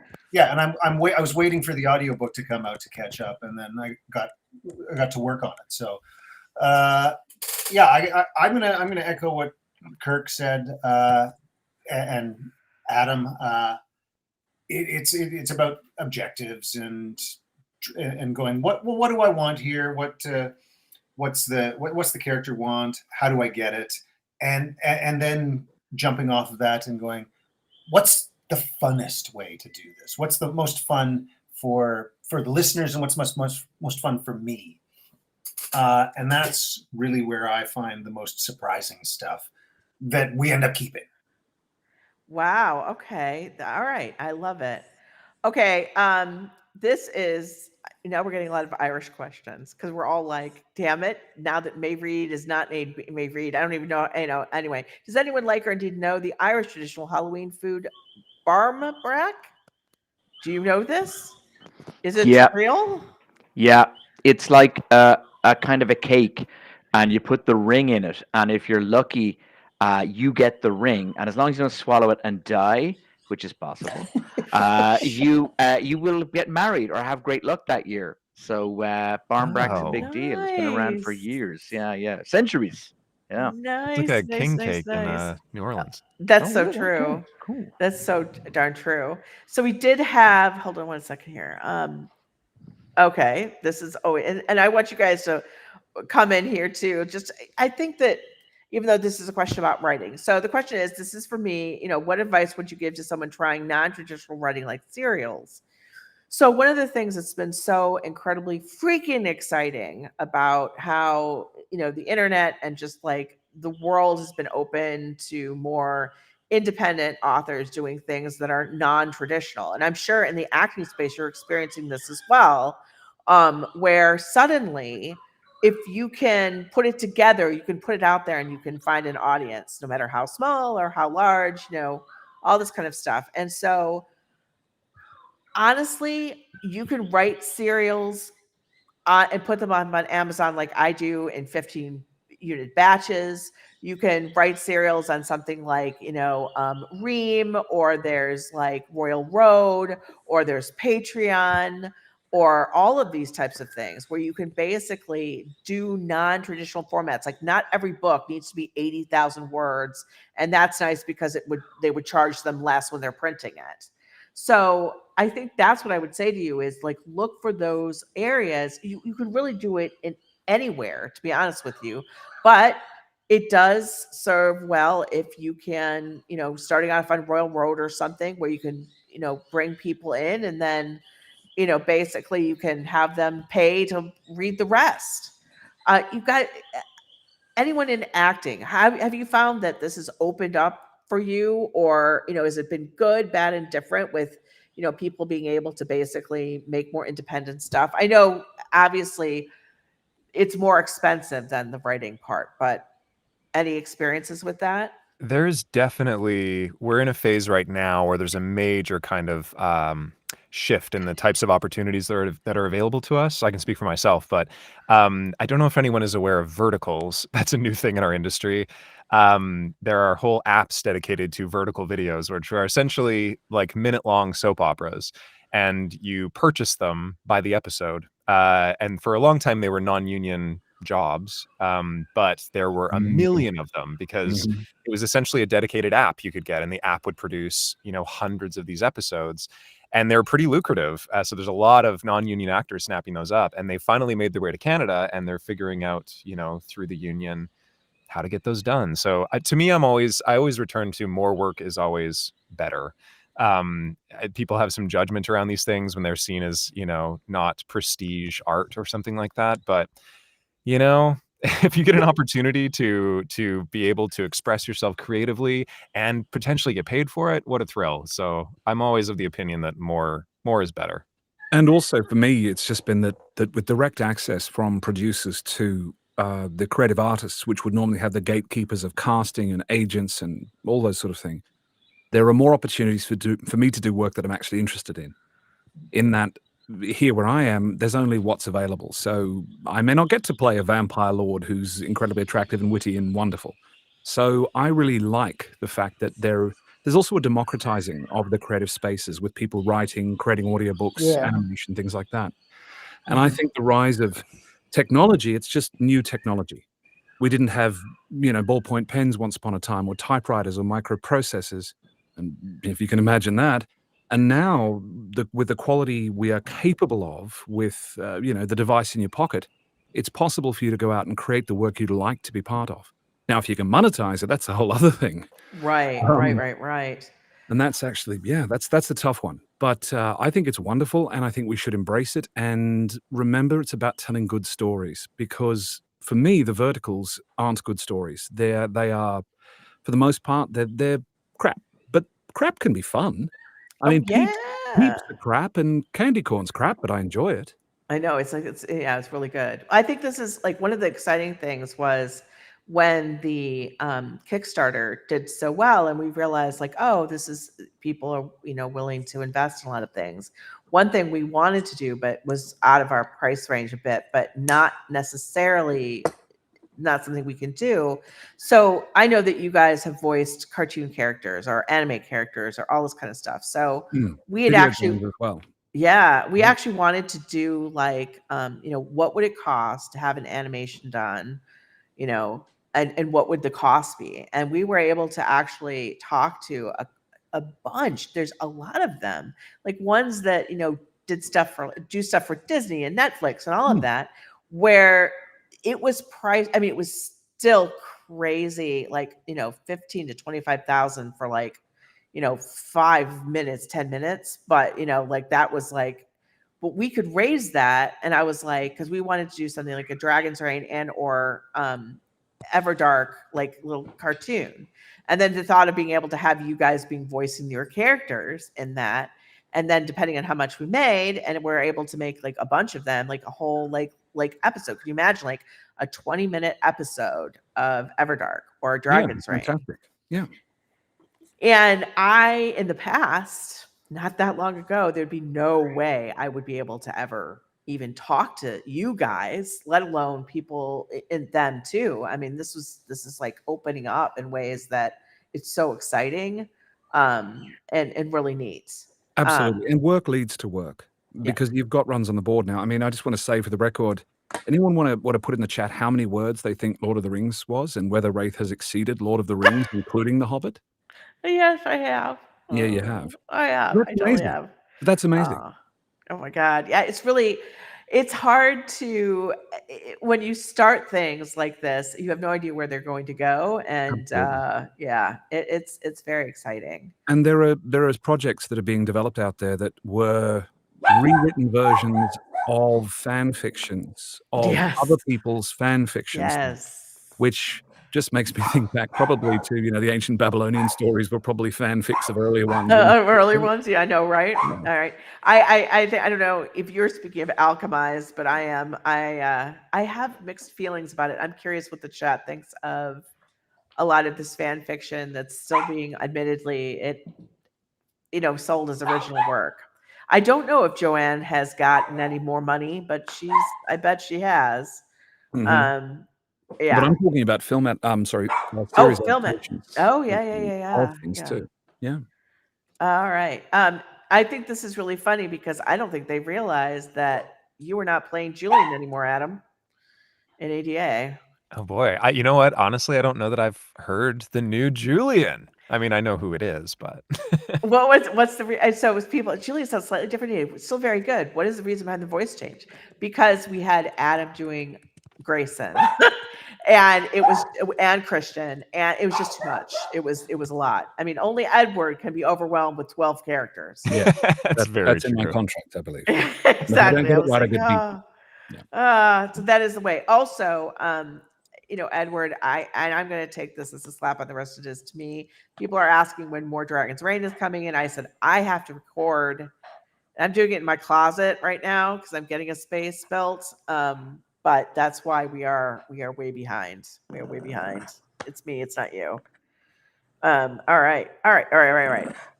We were talking about plots we enjoyed. Can I just say for everyone, Yeah. I don't know who's read it yet, but I really enjoyed the plot development with Balthazar and Kaymorn in this one. Oh wait, their arc together. yes. Well, Balthazar. I don't do too many spoilers, but I really enjoyed the voicing of it. There are some points when I, as an actor, have the pleasure of being surprised, delighted, and actually feeling something empathetically, which is how I work, kind of like the others said. And just the change from nothing matters, I'm a fop, to it really, really matters, and this is a mask I've worn and keep wearing. And I really enjoyed the little developments from I hate cats to I love Mephi, Yes. the relationship with Bone Bear, the relationship with Kaymorn, and then through into the second half of Everdark Academy, when there are a lot of big reveals. And I loved how that played out. So it was wonderfully epic. Oh, I'm so glad. Yes. I mean, I laugh because really Balthazar is the main character in the entire thing. Well, I keep thinking that maybe Balthazar is secretly the narrator of it. Yes. And Yes, he is. He is. right, we're going to do a podcast. And I'm going to Right. get you all in, and we're going to do it. And then but he's written everything, and somehow he's through his view. It's totally through his view. Yeah. I love that. One thing that I'm hoping to have you do, so for Everdark Academy, one of the reasons why it's not posting publicly, which a lot of people know, you guys may not know this, but we are designing a whole channel around it. More's coming, Edward, I'm sorry, and the rest of you. I'm gonna see if Hannah can get you to do it. So we're doing a couple different things, guys. So on Fridays, you'll get a chapter from Everdark Academy, but on Sundays, there's going to be something, we call it the U series. And it basically is acting as if the listener or the viewer, in the case on YouTube, is a character. So the first one is, do you want to be a vampire? And you are meeting this vampire in what appears to be this fluorescent white lit room, and they're asking you questions. And it's to introduce people into the world. And also these are to be sort of like clickbaity. So those who may not know what Everdark Academy episode 95, and they're like, no way am I starting on episode 1. This will bring them in. So we're doing that. And then on Wednesdays, Balthazar sends a public communique to everyone. It's almost like the YouTube channel itself is going to be like you're at the school.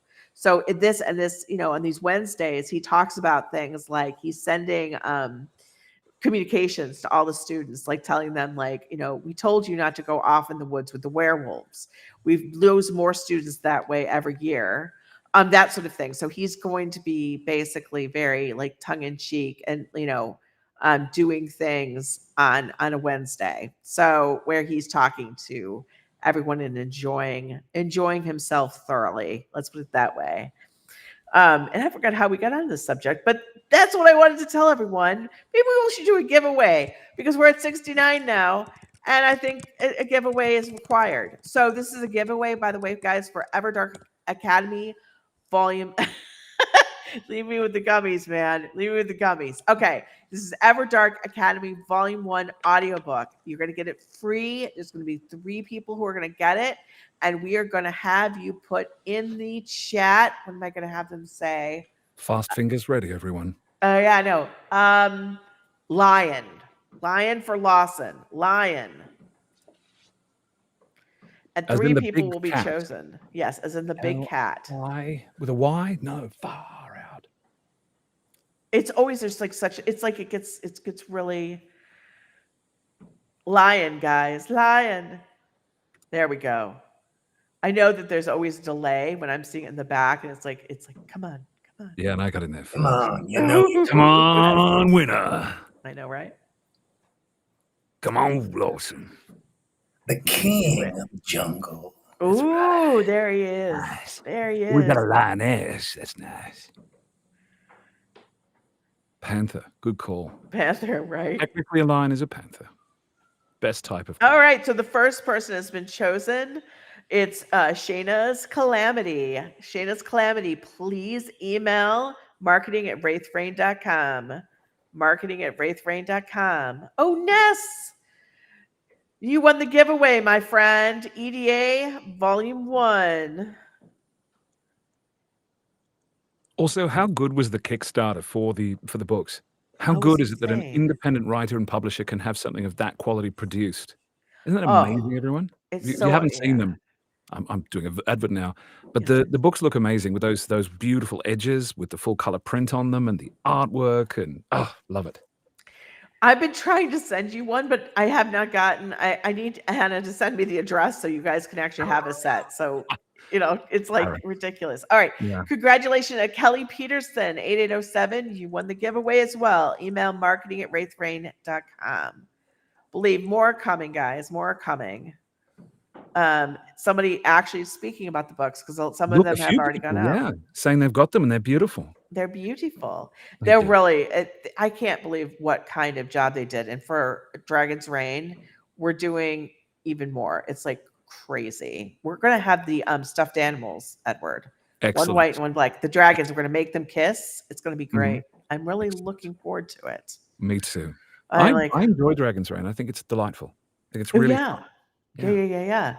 Well, did you know that Everrain, a crossover of Dragon's Reign and Everdark, is starting in December on the I site? had heard that was going to happen, and but I heard there was also a very special edition from your Kickstarter and I thought, is the crossover the secret erotic chapter? Or No, it's a really full story, and in fact, Larian gets a boyfriend.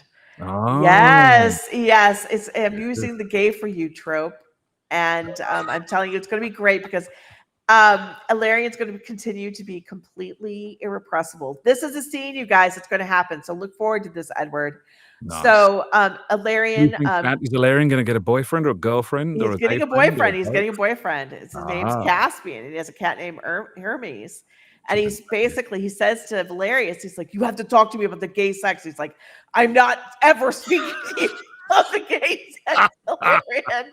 And then Valerian says, well, then I will go to Damon. Work? Where do you put the Where thing? do you put the thing? Well, who is the man and who is the woman? Yes. I'm you the have to man. wear dress and makeup. Only if you want to. But So I when think you would look Valerian- nice with some eyeshadow. Oh, yes. So then when Valerius is like, absolutely not, he's like, well, fine, I'll go to Damon then. He's better at you than everything anyway. And Valerius grabs, he's like, you will not go to the vampire for love advice. And then he's just like, then you must discuss with me the gay sex until I am done. So that's the type of, it's going to be a lot I of look fun. forward to voicing that by myself in a room. Yeah. That'll be wonderful. It will be so great. I've heard I've been given a teaser of some of the performances from the rest of the cast from the last parts of Everdark Academy, and I have to say there's some fabulous characters coming up, everyone. I don't want to spoil it, but some of the ghosty big bad voice from towards the end, I think no, it wasn't Bran. I think it was Kurt did that. It was really cool. I'm so looking forward to that. Is it not Asterion the Destroyer? What's that other big bad? He's really, they're really fun to voice too. Yes. Oh, that was fun. Yeah. Okay. Yeah. I mean, this is like, it is. Yeah. I'm so excited for people to hear all of it. I'm excited to hear all of it. I'm like, we haven't gotten there yet. So it's going to be I so can't sweet. wait to get a Raythe plushie. Yes. And the Night Prince, by the way, if you haven't been listening to that, the Night Prince is really great too. I know there is an original Raythe version, but There the is. revoicing version as well. It's really fun. A really fun book. Really fun story. For those of you who are D&D fans, we can maybe detect that maybe Raythe is too. Yes, a little bit. I am like, I'm a little bit Oh, darling, older. self-love is not so vile a sin as self-neglect. Oh, all right. Yeah. That was just a chat comment. You Oh know my who you are. goodness. Oh my goodness. So okay, Leisurely Panda again is fueling the entirety of our performance. Speaking of Dragon's Reign, will Ever Rain feature any tentacles? Yes. Yes. I'm sorry, there must be a tentacle sex scene. What will Damon think of Ilarion, and will Ilarion be willing to Adam, that was your bottom? favorite scene, wasn't it? Yeah, there's already been one, but there has to be Yeah. one again in Ever Rain. I think that's Of course. just how this has to go. Yeah. I think that Damon will enjoy. I think Damon and Ilarion will get along like a house on fire, and Valerius will be jealous as hell, and then he'll have to admit that he, Ilarion is his best friend, and he's really jealous and bummed out that he's hanging with the vampire who seems to be a better king than anyone. So actually, I shouldn't be talking about this, but I'm going to talk about this. Damon gets an arc in Ever Rain. It's not just a cute crossover. He actually gets an arc where he has to. It's going to be a very interesting thing to come into a place where he isn't king, and then he starts to make his moves. And can he help himself? That is a big question. Julie gets an arc. Valerius gets an arc. And then we have a monster called Typhon from Greek mythology. Yes, so that's coming. All right. It's 5 raccoons in a bag, everyone. 5 raccoons in a bag. That's us. That's That's a big always spoiler. us. Yeah, that's the production team. I know, right? That's definitely all of us. All right. Leisurely Panda is literally playing D&D right now. A cleric warlock multi-class. Very nice. Very nice. Those of us on here, who plays D&D? I do. I know you do, Edward. Kurt, you do, don't you? I mean, so many do. Yes, I do. What kind of character do you play? Well, I play Warhammer, really. Oh. Warhammer fantasy role play, yeah. So it's a role playing version of the tabletop battle game, yeah. So, Oh, nice. yeah. That is actually, did you know Mathia Arconiel works at Warhammer? She works on Warhammer on the games. Oh She's my an God. artist for the games. Yes. Fantastic. Yes. I love that know. art. Yeah, amazing. Yeah, so that's her of them. But yeah. Okay. Edward, are you playing Warhammer? Are you playing what else? What are you playing right now? Anything? I'm playing. Yes, I'm playing some Warhammer at the moment. Ooh. Been playing one for a couple of years now. So that's yeah, it's been a bit of a bit of time. I am playing Curse and of wanting to do some Yeah. horror gaming. Yeah. And sort of like, I'm not sure if those of you who are familiar with the Call of Cthulhu sort of mythos, but it's sort of a Great a bit of game. nastiness. If Great the Wraith game. Rain Rangers, they know all about Call of Cthulhu because Cthulhu came into the Merman universe. Ah, the tentacles, lovely. Yes. And are you? I currently am playing a rogue, but guys in the chat, are you guys playing? I know that Kurt, I have okay. This is something for you, Kurt. I have a D&D character based on Grace O'Malley. She's a swashbuckling. That is fantastic. I love it. I love that whole period in Irish history. Grace O'Malley, Hugh O'Neill. Well done. Whoever that is in the chat. Witchy Watson. Excellent. I love it. Grace O'Malley. Well done. Nice. All right. I more for them guys. Will Christian gain the language gift? So will he in Elgobar? That's a really good question. I think he probably will. I absolutely think he will. Okay, we have to ask the inevitable question. What are you guys doing on Halloween? What is the big plan? Liz, do you have a big party to go to? I think I have to get my tax return in that day. That's going to be enough of a horror story for me. No. Happy Halloween. Thank you. Good luck.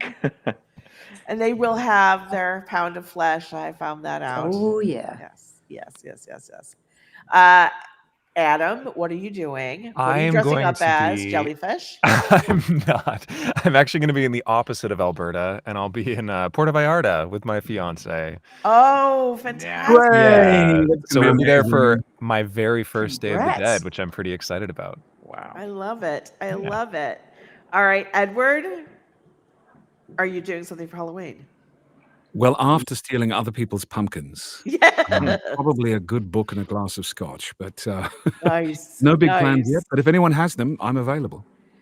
Have you guys ever done horror movies or any horror shows or anything like that? Yeah.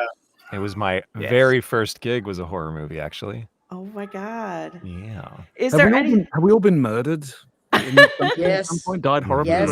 screaming in blood? Tortured. A couple Yeah. times. Tortured, lovely. Yeah. Ooh. Yeah. And you know, they're the funnest roles too. Oh, They aren't they, really though? are.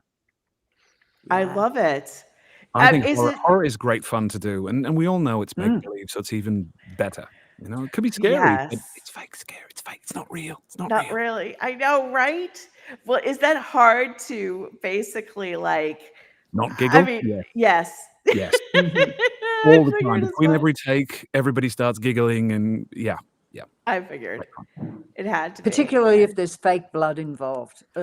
Or someone wearing a rubber monster Oh. suit that is ridiculously uncomfortable, and yeah. Oh my God. Okay, Kurt, what are you doing, if Uh, anything? I'm escorting a small ninja, a Grim Reaper, and a baby Oh. Grogu. So I'll be taking the three of them out, And I know which Oh. costume was your choice. chaperoning them. And are you going to be in your full Mandalorian outfit? I'm dressing as a werewolf. So yeah, fun Mm. times. Yeah, deadly. All right. All right. All right. All right. All right. Raythe, All what right. are All you right. going to Halloween as? Me? Yeah, for the Yeah. days around Halloween. You've got an excuse to dress however you want. Well, the truth is that I just have a T-shirt that has some set of fangs on it. I'm actually really excited because I've moved into my house this year, so this means I'm actually getting trick or treaters, and I'm having like a bunch of my friends over. We're gonna have like full size candy bars to give and alcoholic drinks for the adults. Wow. So That's I'm awesome. so psyched, and I'm actually taking off Wednesday, Thursday, and Friday to prepare, like carving the pumpkins, making the drinks, all this kind of stuff. Cool. Yeah. All right, Bran, are you doing something? Are you doing something for Halloween? I have a 2-year-old nephew who's going out as a firefighter, and I'm going to be his fire engine. The best. Oh my God, that's Nice. awesome! So, And and then the he'll be in bed by probably 8 o'clock. So after that, I'm going to put on some Vaseline and some whiskey and do my own thing. Okay, that's That's enough information. That is a Yeah, legitimate yeah, costume. enough. No shaming, ladies and gentlemen. No, not at all, not at all. But that just reminds me of that scene Martin Short did in Only Murders in the Building. Yeah. If you know, you know. And I swear to God, he must have ad-libbed that because I can't imagine anyone being that clever as to write that up. And it was so funny. And the other actors are dying. And I'm like, how are you not dying? I mean, when he's talking about Yeah. his grandmother and Vaseline, I just, and in that He's a same, funny guy. he is so funny. And what I was really surprised was that he was an amazing leading man when he and Meryl Streep were having a romance on there. I was like, my God, that was awesome. That was really awesome. He's All pretty right. good. He should turn pro. Yeah, he should. It's like he's been doing this for a little bit. You would never Do you- think it. Do you want to hear my funny Halloween story? Yes. Okay, so I went to grad school in the US, and my first Halloween, it's not a big deal here in Australia. It has sort of, in the last few years, got a bit bigger. But when I was at grad school, I was lined up at the checkout in the bookstore that morning, and I was waiting, and the gal behind the checkout, I looked at her and I thought, oh, you poor thing, what terrible skin. She was all sort of, she had green ointment on her face, and we got closer and closer and closer. And I thought, oh, do I say anything? What do I do? And I got to the checkout and I looked down and I saw she had a dragon's tail. And I realized it was Halloween. And I didn't know that adults dressed up. I thought it was only kids. Oh, and for the rest no. of the day, I saw people dressed in the most amazing things. So from that point on, I got into the whole Halloween thing. It was just wonderful, really great. It's so interesting. I mean, I know that it's an American holiday and all this kind of stuff, but I wish that everyone would do it because it's such a blast to be Yeah. absolutely silly and dress Mhm. up at work and stuff. It's like, yeah. Yeah, it's the old carnival. Turn everything upside down. Yeah. Exactly, Great man. fun. Stop And being an also that adult for a day. permission to not be quite so repressed and all the Yeah. rest. Yeah. Yes. God, yes. That is for sure. That is for sure. So yeah, so here it's gonna be because trick or treating starts, they only are doing it for the kids from like 3 to 7. So we're gonna be day drinking. So I'm a little afraid of what's gonna happen there. But yeah, I think that it's gonna be great. It's like the gummy situation now where I'm just saying too many things. Um They're I've just got a buddy who's a prop costume maker and a set builder for movies, and his Halloween parties are, just in terms of the set decor and dressing, are amazing. I think he had about 20 or Oh. 30 skeletons all over his front lawn, up the side of his walls, and on the roof, and that was just the front yard for display. Well, mine keeps falling down now. It's like it's really annoying. Hold on one second. Sorry. Something just happened there. That was the cat. Everything is fine. It is not a serial killer coming into the house. Be a very polite serial killer or very Yes. cute. Well, it is I a don't know. serial killer, but it's a cat. Right? Yeah. Exactly.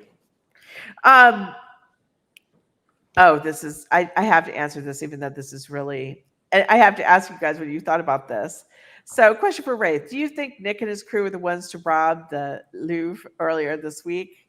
I can't believe when they explained how ill prepared they were for thieves. I feel for them. Who wants to confess to being the jewel thief there? All right, hold on a second here. Oh, it was probably Seeyr. I think it is. Just, Yes. you know, she Yes. would go for that kind of diamond bling. I mean, it's just gorgeous. But hey, I can't believe that they ripped off the plot from. Did anyone see that series called Lupin? It's a Yes. series a few years ago. Exactly the same thing. And it worked. And you would think that the Louvre would go, maybe we need to up our security. You would think, but no, they just figured no one would notice that was going on. Oh man. Just one more question to me, and because I know everyone's wondering this because it's been so long. So one of the, I don't know if you're grateful you don't have to read it or what, Edward, but one of the things that I promised if we reached $100,000 on the Kickstarter, which we did, was I would do this extra. And I essentially am stuck at chapter 4, and everyone's like, "Are you going to write the rest of it?" I'm like, yes, I am. I'm writing the rest of it. It's just been crazy. But Raythe, I think I'm going to pitch you something here. What about if we change it to a pop-up book? oh, I think that would Keep be it 4 awfully chapters, but a fun. pop-up book. What does everyone think? Little tabs and things you can pull on. And, Oh you know. my God. Oh my It looks like Adam might have to duck out. So goodbye, Adam. Always good to chat Bye, with you, my friend. Adam. I do. Thanks very much, everyone. Happy Halloween. Bye, Adam. Bye, Bye. guys. Bye bye. Cheers. All right, I think we got to do one more.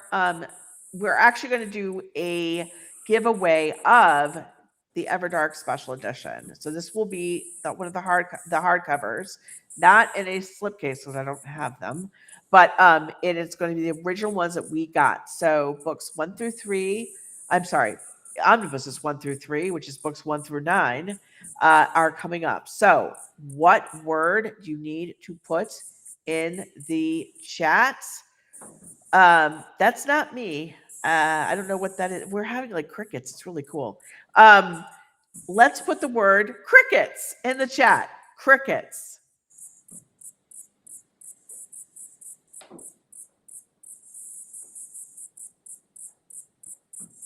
Let's see if it's actually going to cricket us. I worry. Okay, I everyone's thought saying I hi was to going Adam. mad. I kept hearing it. I was like, what is that? What is going on? I love the sound. It's gorgeous. Can you guys hear the voices too? Yes, but they keep telling me to burn things. So Yeah. I try to ignore them. I try. This is it's adorable. This crickets. I'm just like it's so peaceful. Yeah. It's got to be Australia. Can we add in some gentle wave sound? It's like ASMR. Yeah, the soul.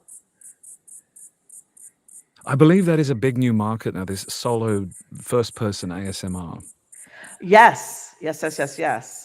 Oh, Crystal, you got the giveaway. That's what Crystal, didn't you buy the I swear to God, you got the books. You want them? I'll give them to you again, but I thought you had it. All right, Crystal. All right, Crystal. I need you to email marketing@raythebrain.com and you're going to give her your address and where it needs to go. She's going to have basically all the information from you in order to send you books. It's going to be awesome.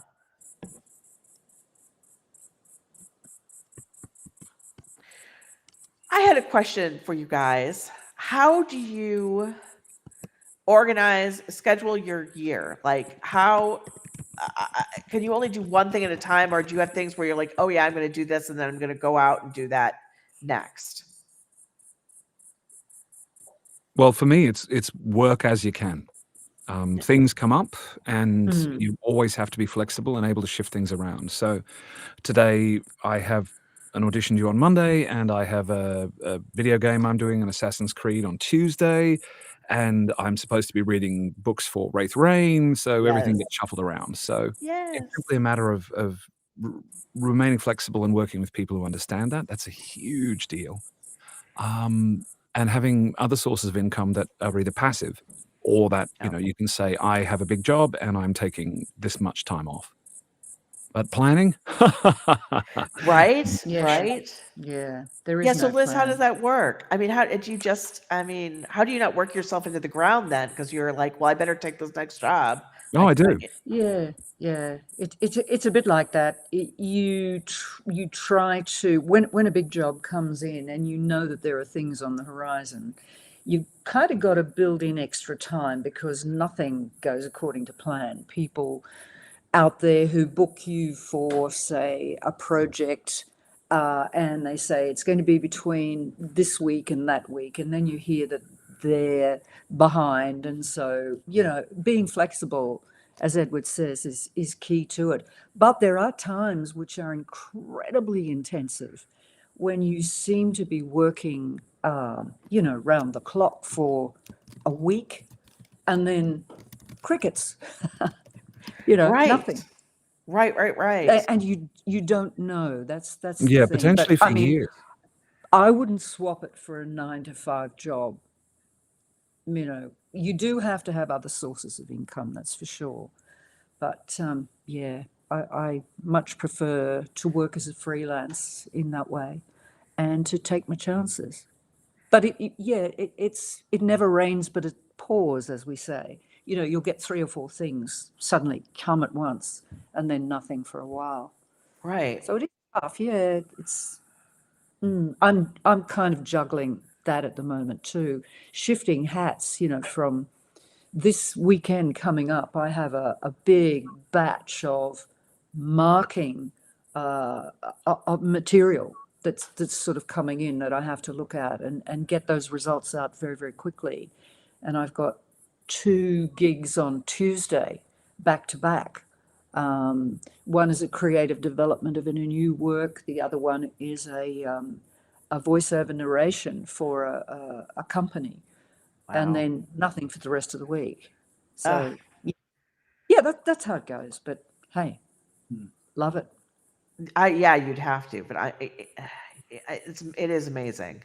And oftentimes those other sources of income are the things like a buddy of mine was doing Shakespeare with this summer. He was playing a lead, and now he works at a Waffle House serving breakfast to people, and has to juggles his schedule. He goes, oh God, I've got to ditch this shift because I've got an audition tomorrow. It's very unglamorous a lot of the time. And sometimes you do get to go, oh, I've got to read books for Raythe this week, and then I've got an audition, and then I have that a couple of days on this TV show. But sometimes it is, my buddy needs a ditch dug behind his house. Yeah. Right. And it's willing to pay cash. Yeah. I mean, do you? Parent teacher day, that kind of stuff. Or I've got to pick the kids up from school, and Oh yeah. I've got, all of that. All the things. I was watching a thing on the Vampire Diaries and just how, I mean, all of it. How a series like that, how many hours they had to be there, how many, just and yet they get a lot of money, and then I guess they've been on for seasons, and then you just hope, right? I mean, would you? Yeah. Do you think you'd rather do that, or you rather have it more different, like a character you're always playing? I don't know. I'll take 5 seasons on anything. Thank you. Yeah. Oh, yeah. Yeah. Because the thing is that again, that if you manage to become a series regular above that sort of pay grade, then from what most people would consider a good life, you're probably set up. I've got a colleague of mine who has done had a few bites like that, and he's doing another MOW this week. He probably has $1 million in the bank, and is still living very frugally. So he's doing great. But unfortunately, like every job, it's ups and downs. And if you don't work for 2 years, can you imagine that? Just not having any income for 2 years. That's very reasonable. I mean, Gary Oldman talks about that. And, we would all consider him an incredibly accomplished actor. Yeah, no, that sounds, you have to budget and figure out how to make it work. I mean, I haven't left the day job because of that. Like, I can't deal with the stress. So I'd rather do the 16, 18-hour days than, I'll be honest with you, than just roll the dice. Maybe I'm probably cowardly, I guess. But then again, I have 5 other people to cover, so I always feel like I need to eat last. And we can't do the fun things if, but I can do that. I can't imagine. Yeah. You can tell my anxiety for you guys is like crazy.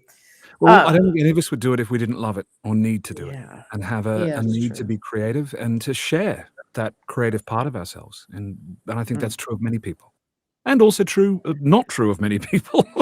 I Not know, right? everyone's an exhibitionist. Oh my God. Is there any role that you've ever wanted to desperately play? This is probably going to be more like, an existing, like, I don't know, an existing, probably a play or something. But is there a role that you ever wished you could play, or, in some series that you wished you could be in? Many. I really wanted to play Lucifer on the Lucifer TV show. It's a Neil Gaiman comic book, if you're familiar with it. And the character is actually written. He ran away and was surfing in WA in Australia, and so had an Australian accent of all things. But they chose not to go that way, and that's fine. It's fine. Yeah. People are asking, I don't know if you want to say, but Edward, about Assassin's Creed. Can you say? I can't say more than I am involved in that project at this time. Okay. All right. Yeah. All right. They give us big letters which say no more than that. Thank you. Mhm. Yeah, they even password protect our scripts. Oh God. So that's a pain in the ass when you want to log in to look at it. Kurt, what about you? Is there any role you've ever, or any series that you wish you could be a part of, or project? I'd love to be in Vikings or something like Game of Thrones. That would be awesome. That'd be a lot of fun to be in something like that. To get a couple of seasons in that would be like a dream come true. Would be amazing. Yeah. Oh, that would be. That would be. I always, when it was at the height of its powers, I wanted to be in the West Wing. And I thought I could be a fantastic Australian ambassador. I'd be really good. I'd be really good. You're like, damn it, get me on there. Choose the I scenery. know. Oh my God.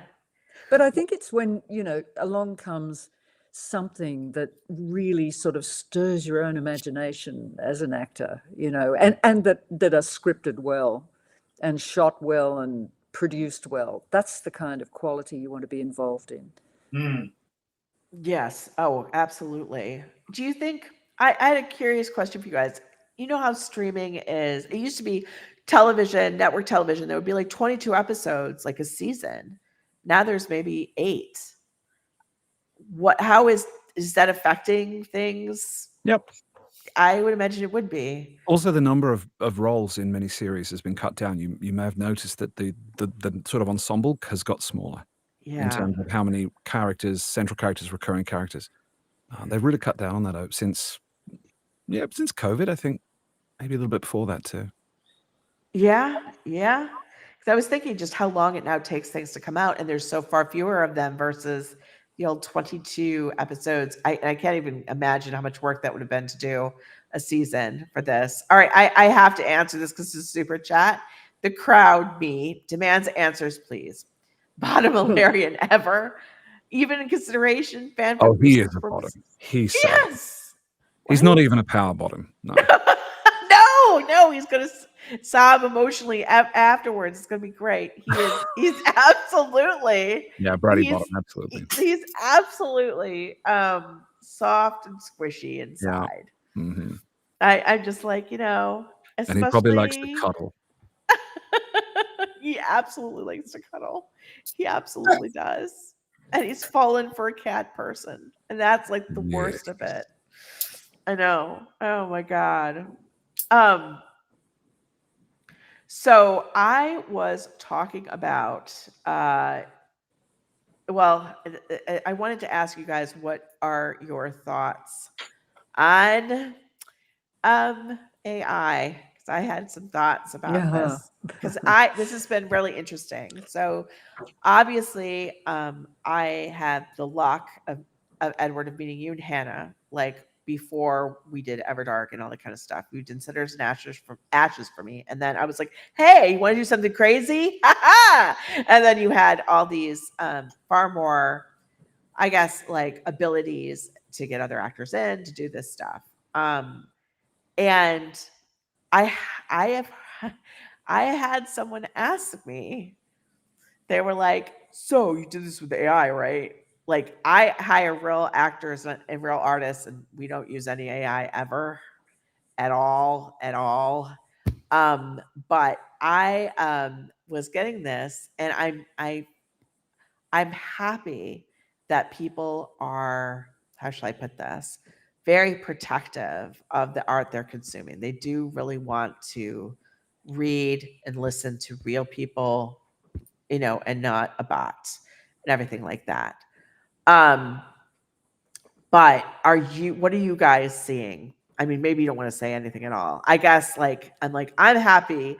I'm happy that I got access to you, but I think people are like so I wonder what they're going to do if they, themselves, because they're like, oh well, I can't afford 14 actors, so I guess we'll have the AI do it.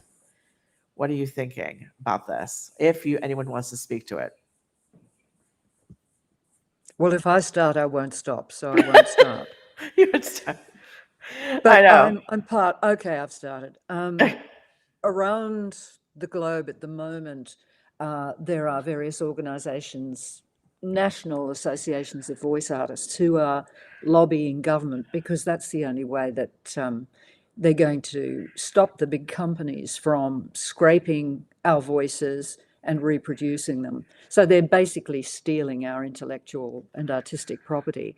And they're having some degree of success here in Australia. But I mean, big companies just say, so what, sue us? And an individual artist's legal costs, you've got to measure that against how much you'll lose for, giving your voice up. What we want is transparency for a start. So everything has to be labelled, this has been made by AI, and let the consumer make their mind up.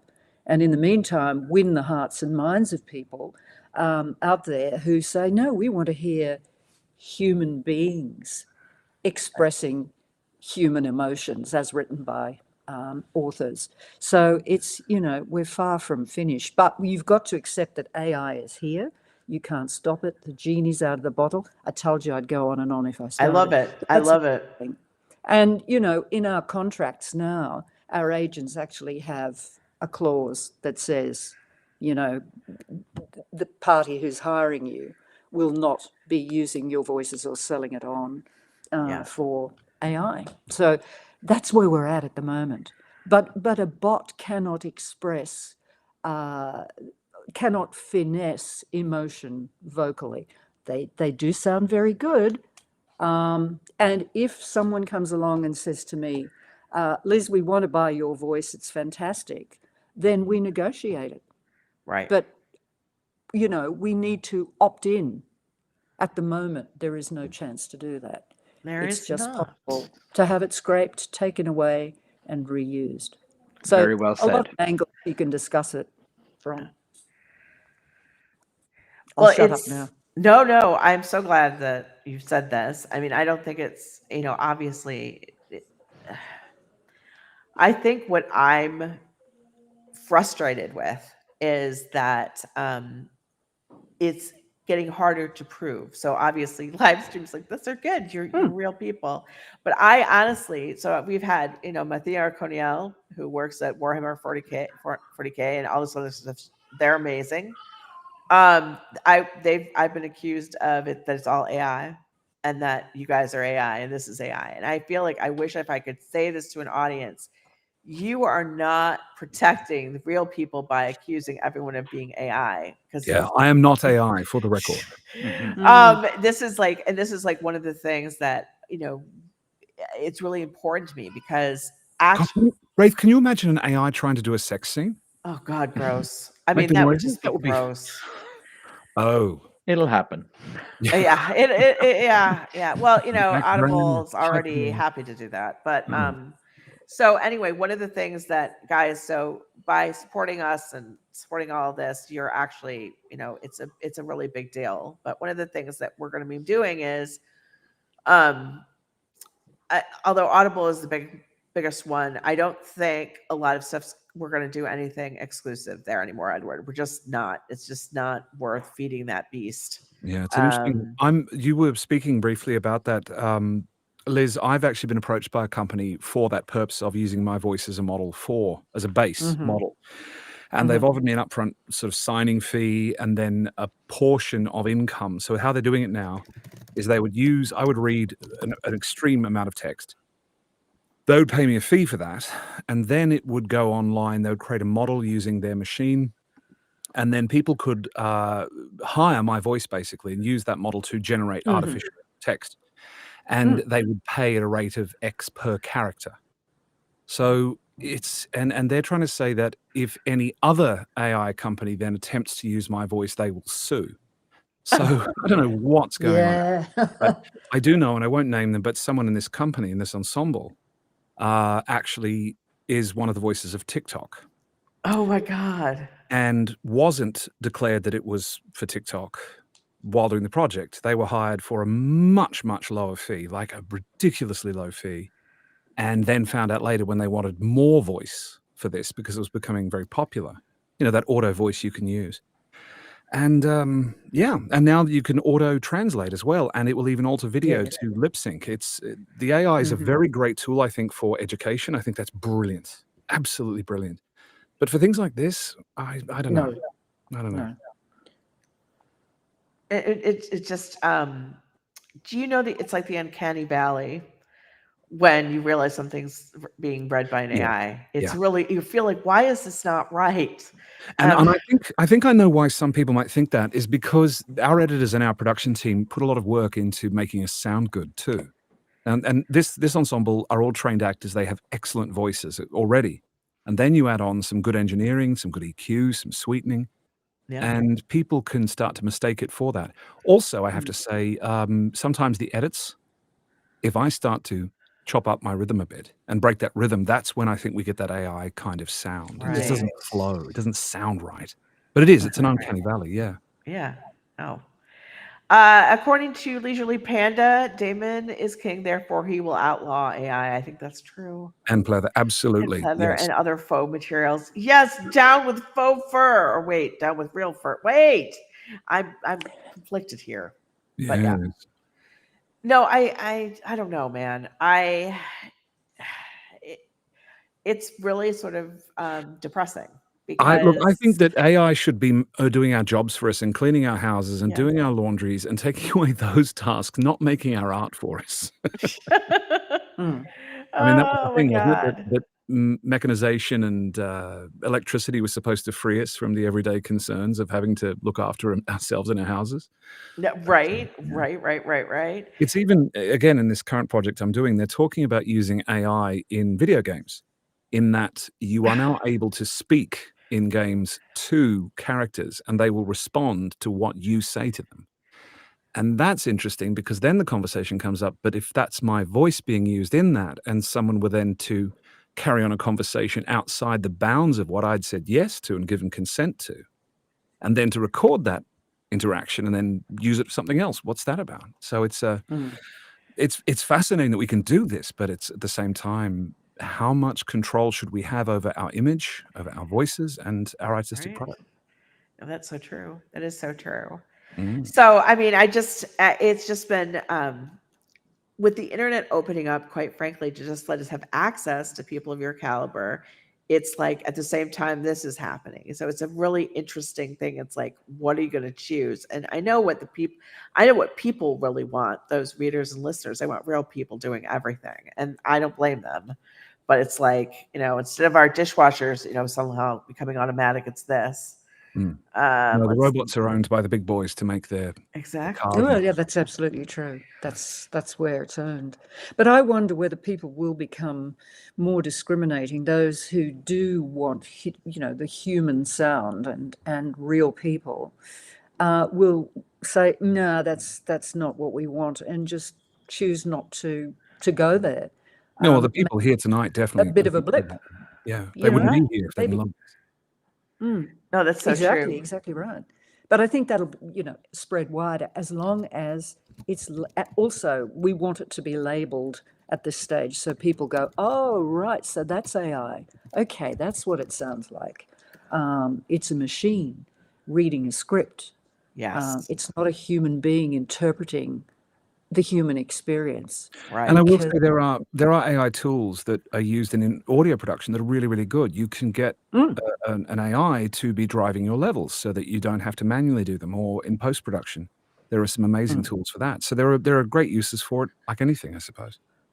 Look, as long as the human takes control, it's a tool. The tool shouldn't drive us. Right. Yes. No, that's absolutely true. Guys, we're going to do one more giveaway. And I also want you to put your final questions in chat, because we've had these guys here for 2 hours already. And it's just so ask us questions about Everdark. Yes. Yes. Ask questions about Everdark. That'd be and good. then for this last giveaway, it will be for EDA audiobook number 1. 3 people will be chosen. You are going to email marketing@raytherain.com, and Kat will give you what you need. So this word, the final word, will be, oh shit, now I'm like blanking. It will be kitty. Yeah, that's it. That's awesome. I am so clever right now. And also, if you want questions, so go have question and say whatever it is that you want to these guys. And now there's the whole chat is freezing. Good night, Mina. Okay, here we go. Kitty. There we go. Lots of kitties. Lots of kitties. Lots of kitties. Where's my thing? Here we go. Is your ancient kitty still alive, Edward? Oh, here she is. Oh. No, she's unfortunately, she went back to the great pyramid palace in the sky. Oh. And we have a new one. This one's only I think she's only 19. Yeah. Oh goodness. 18 or 19. Okay. Raythe Ranger, you won the giveaway. One of you. So yes. Oh, I hear you, kitty. I hear you. All right, Nephilim, you have Nephilim Nocturne. You won the giveaway. There should be one more that's coming, so keep putting it in, guys. Edward, what's your kitty doing for Halloween? Being treated like the goddess she is. Exactly. Yeah. Getting treats and tickles and allowing me to maybe be on the bed at some point if I'm good. Maybe. Okay, at Vampire Illyra, you are the last one of this one. Okay. Oh, this is a good one. So first of all, someone asked if there's going to be a 4th Everdark book. So for right now, we call the first 3, it's the Callie arc is what this is. Everdark, Ooh. Everdark Academy, and Everdark Equinox. Finish up the Cali arc. Then we're going to have some different ones coming up from that. Yes, there will be a fourth book. Do I know what it's about? No, I have no idea. I have no idea yet. I have no Depends how idea. many gummies Raythe has. It will be written in iambic pentameter. Ooh. This is going to be so want good. to do That's that. how many gummies. Okay, guys, questions. Last questions for everybody. Get them in. Come on. I know there's so many. Question. I don't. Well, I'm. I don't know. What do they think about non-binary people in the story, and like Saiban, or how they act, or I mean, how they act as a non-binary person, and like if you were taking on that role. They are people. I'm They are uncertain about what the people. question. I don't know. We'll just go. Yeah. All right. Because to me, Charlie is a very Yeah. non-binary character. We know what the answer to this, Edward. Who is going to do the voice of Agith? The Destroyer of Worlds. Oh yes, I think that's me. It's you. It's me. It's you. It's you. It's you. With the help of some effects. Yes. I like playing dragons. I really enjoyed Dragon's Reign, I have to say, and getting to be a very curmudgeonly dragon who just secretly really likes to cuddle and be in love. I know Larian's going to be the next thing. So yes, it's going to be great. Who do we email? It's marketing@raytherain.com. Marketing@raytherain.com. Leisurely Panda continues for super chatting for the win. For Everdark Academy, do you think your characters would watch horror movies for fun, or would they feel like they knew scary stuff in their lives? Oh, horror films are definitely. comedy. They're hysterical. Yes. Absolutely. I mean, I think Kamorn would probably watch them and just be confused. I know, right? He Comedy would be like, film. I know, right? This one's at you, Edward. Another super chat. Edward, do you think Elgar's intelligence intimidates people? Absolutely. Elgar is a fantastic character and gets a wonderful arc in Everdark Academy. For those of you who don't know, I'm just going to say, bad kitty. Yes, bad kitty. And I really think we were talking a little bit earlier about trauma and how that pattern that has come about to survive sort of lives on in the brain and the body, and that Elgar has been through such an incredibly horrific amount of trauma and hurt during the wars. That it's very touching. I know, again, for those of you who know, you know. Yes. But getting to play out those scenes. Oops, spoiler. I really, really enjoyed from a dramatic point of view of knowing what's going to happen. Like, what would it be like if you know what's going to happen? You cannot affect the outcome, but you must go through those actions. You have to do these things to people you love, and you know it will destroy them. Yes. That Elgar is not destroyed. He's not a victim. He's a survivor, and he gets stronger and stronger and stronger and transforms. That of the phoenix, emerging from the ashes of the wars. He is reborn, and I think he's a wonderful character. And does he intimidate him? Not just his intelligence, his wit, his dry wit, his charm, his beauty, and his incredible power. Yes, his power to whisper. He can change things on just with a single whisper in someone's ear. But also, Raythe, that scene you wrote where he makes the choice. I really enjoyed that, voicing that. That was how. Okay, this is spoiler, guys, spoiler.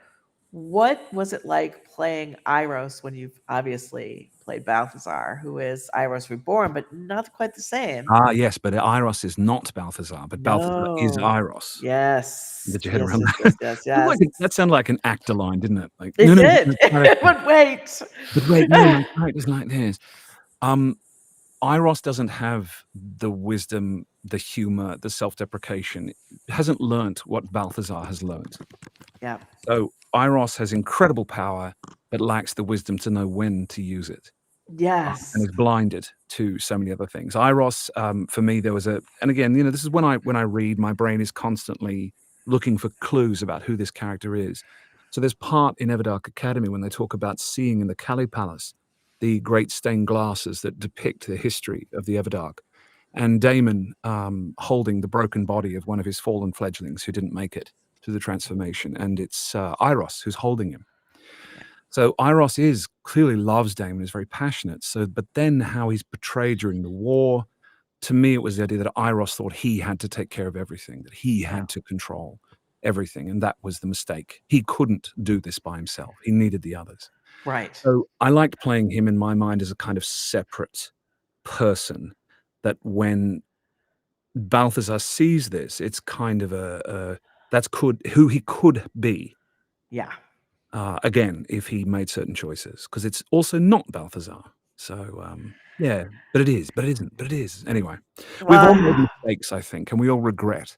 And I think that stories of redemption are very powerful for humans, for a second chance. And I really enjoyed the telling of that story for me. oh, nice. Thank you. I mean, it's interesting because Balthazar, as you know, is actually more powerful than Iros was, as Mm. he discovers, Hmm. which is yeah, that's sort of going to like a little crazy. Okay. We joked about doing an Everdark bestiary as well as the Yes. format of Julian and Christian doing. Here we are in the Everdark. Oh my God, what is that? And having Foley sound effects, I just really dumb things. Well, it'd have to be one of their episodes while they're out there. That would be so much Yeah, fun. yeah. Oh my god. Oh my Hissing god. microphone. Farron, put that down. Yeah, it's all. This is what happens when we're all in a small booth for hours voicing characters. People start making wonderful offers, and poor Oh old yes. Hannah has to constantly go, yes, yes, yes, but not for this series. And by the way, chat, she would love her dream role would be a role on Below Decks, the animated Star Trek television. Oh. She's a huge Trekkie. Oh, I love that. Oh, that's awesome. Then that's actually yeah. No. That makes sense. So, I know that there's a lot of creatures and it's not enough, but do you guys I actually had someone who didn't like that I put in other monsters. Do you guys like the other monsters in the Everdark? Yes. Yes, I do. I love them. I love the Everdark as a world. I think it's wonderful. What do you the rest think? I think Liz has had to go. Yes, she's. Oh, we've had to lose everyone. Oh, night. Oh, God. Who's still with us? Because it's just you and me, Raythe. We can just I carry think we on. What are. are I you think we are. thinking? I think. I'm on the scotch now. Yeah, it's us. It's just us. Look, I think that Everdark, as a reflection of Damon's world and the all the other people in delicious Oh, around ASMR. him, a reflection of our fears, our dreams, our hopes, and I think that space, that liminal space between worlds, is fantastic for telling stories in. Yes. No, that's. Oh my God. Yes. Um. It was actually this idea of I think I had been playing The Witcher a lot, and I really wanted to. I thought of all these, you know, monsters that I didn't know about, and I was like, "This is so cool." There's such a supernatural aspect to these that just feels vampire, probably because it's all coming from that same general area. And I was like, "Oh God, gotta have night hag." You know what I mean? Gotta have Absolutely. drowners. Yeah. Just has to happen. I think the stories from all over the world of things that scare us that we've come up with are wonderful. You go into Southeast Asia and there's all kinds of amazing creatures Yes. there too. Terrifying. I was Yeah. looking at some of those as well. I was like, "Oh." Mhm. I think that one of I'm not original when I say this, but, the ones there's always these creatures in Southeast Asian mythology that can go and eat babies. Mhm. I love it. Because it's so transgressive and horrible, and yet it's like, what a fear one would have, right? I've spent a bit of time down that way, and I stayed on an island with an animist culture, and they wouldn't really go out at night. Um, Sort of the most advanced technology they had was was a bicycle. No, I'm exaggerating there, but they really lived on the poverty line, local fishermen and subsistence farming. And I would be wandering around at nighttime as a white Westerner, and Oh, a lot yeah. of people saying, "Oh, don't go over there. Don't go near the rocks. Don't go near the figs." You know those wonderful strangler figs with those long Ooh, tendrils yeah. that droop Yeah, down? yeah. And people would get up, before dawn and just not waste fuel. It's actually very efficient. Go to sleep when it's dark. But there was a real fear of the dark, and people would take out their lighters at night and hold them up to ward off things coming in the dark, and it did give me the chills. And then in Singapore, Oh. during the Hungry Dead festival, there was a row of chairs up front, which were there for the ancestors, to come and watch the show if they wanted to.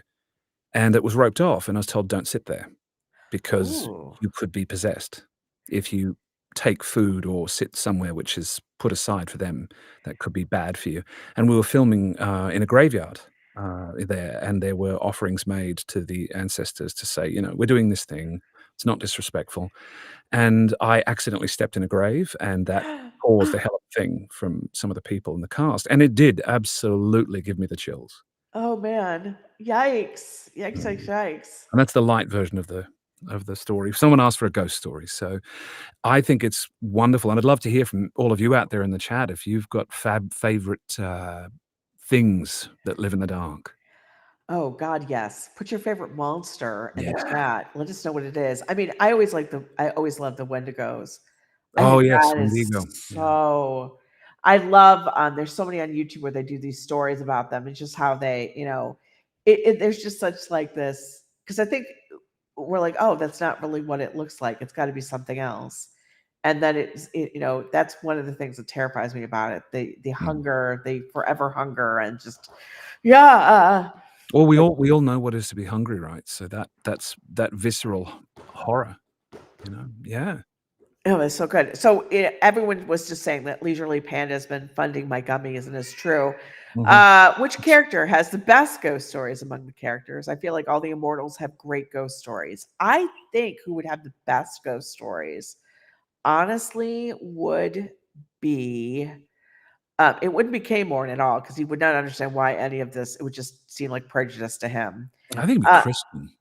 Yeah, Christian would have the best ghost stories. Well, Actually. I think if we look at the canon, Christian is Yes. young, he's approachable, he's kind, he's not yet jaded.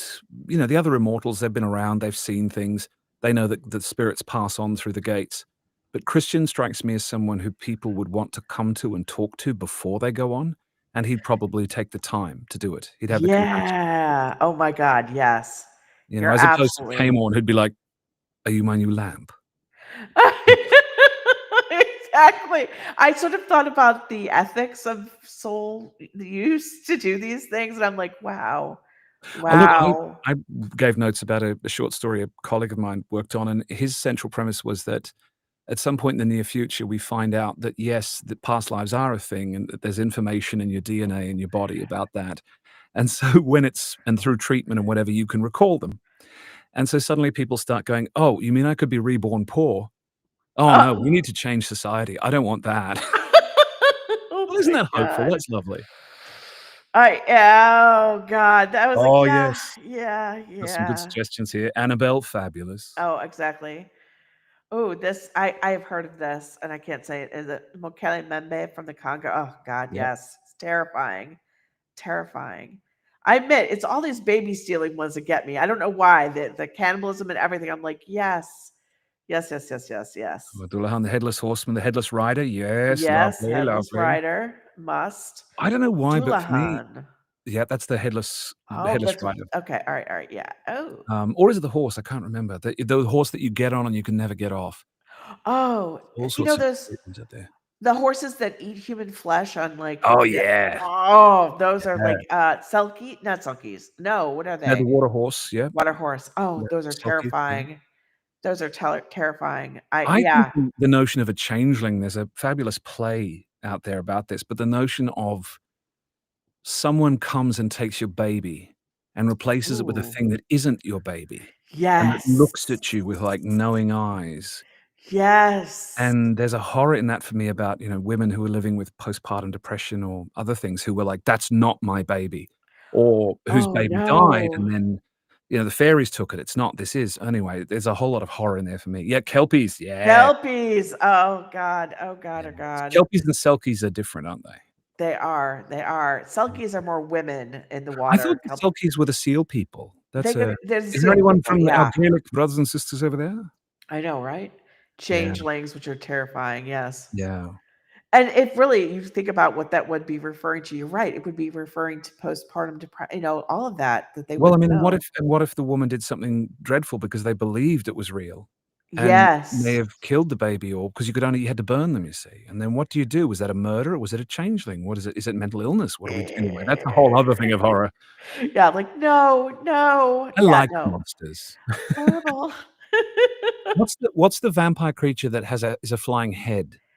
Oh, It flies around and eats. yes, yes, yes, yes, yes. Oh, for hell's sake. Oh, there's lots of good ones.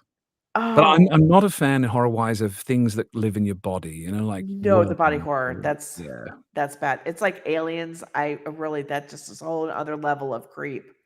Yeah. Yes, the Casebook of Ghosts. So I love this. Have you ever Elliot O'Donnell's Casebook of Ghosts? It's fantastic.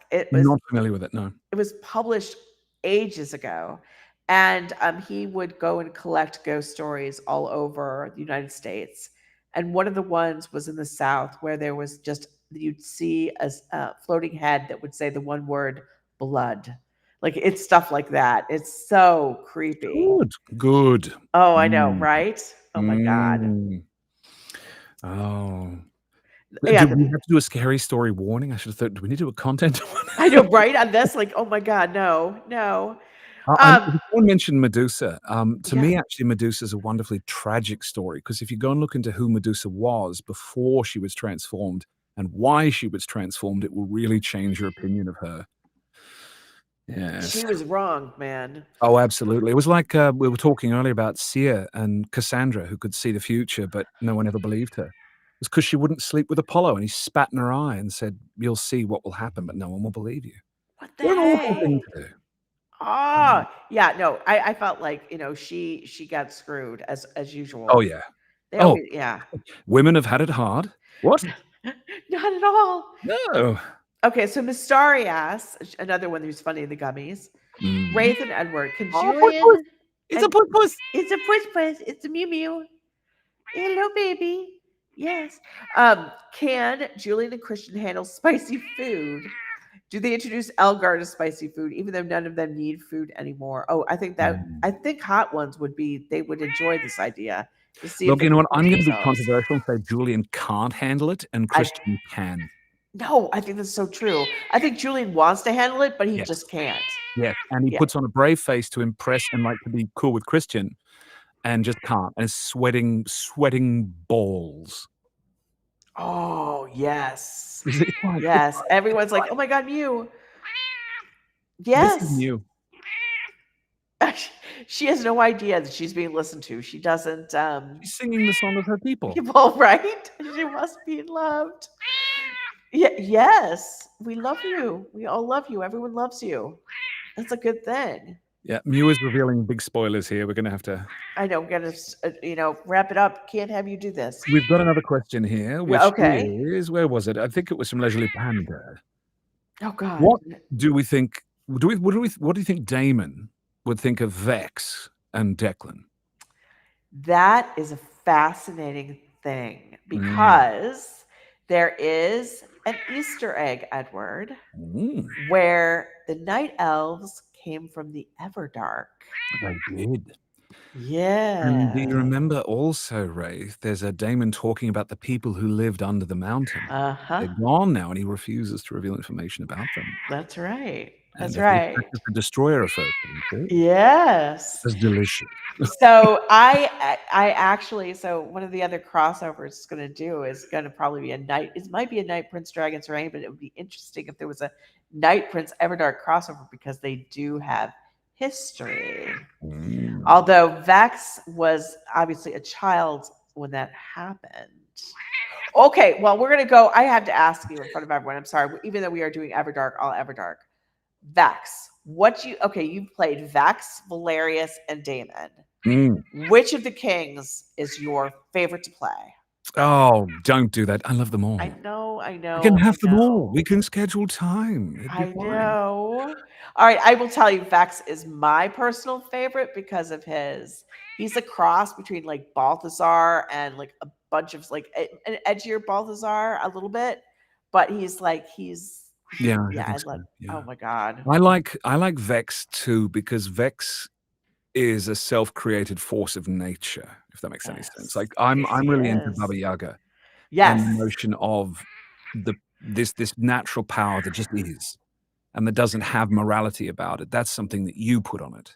Right. About what is good, what is bad. Well, you better make that choice for yourself and know why, not rely on anyone else. And I think Vex's amorality is really interesting. But the truth is that Vex was absolutely, again, abused. He lost things and has traveled through it. So yeah, I really enjoy playing Vex. I think it's a really great character. I think Damon as well is interesting though, but Damon in a different way, that he feels like to me like a sleeping volcano. Again, sounded a bit like Yep. No, no, no, Captain Talk no, there. no. But if he blows, yeah, Yes. that's Yes. bad for everyone. Well, one of the things that I'm having to sideline Damon right now because he's OP.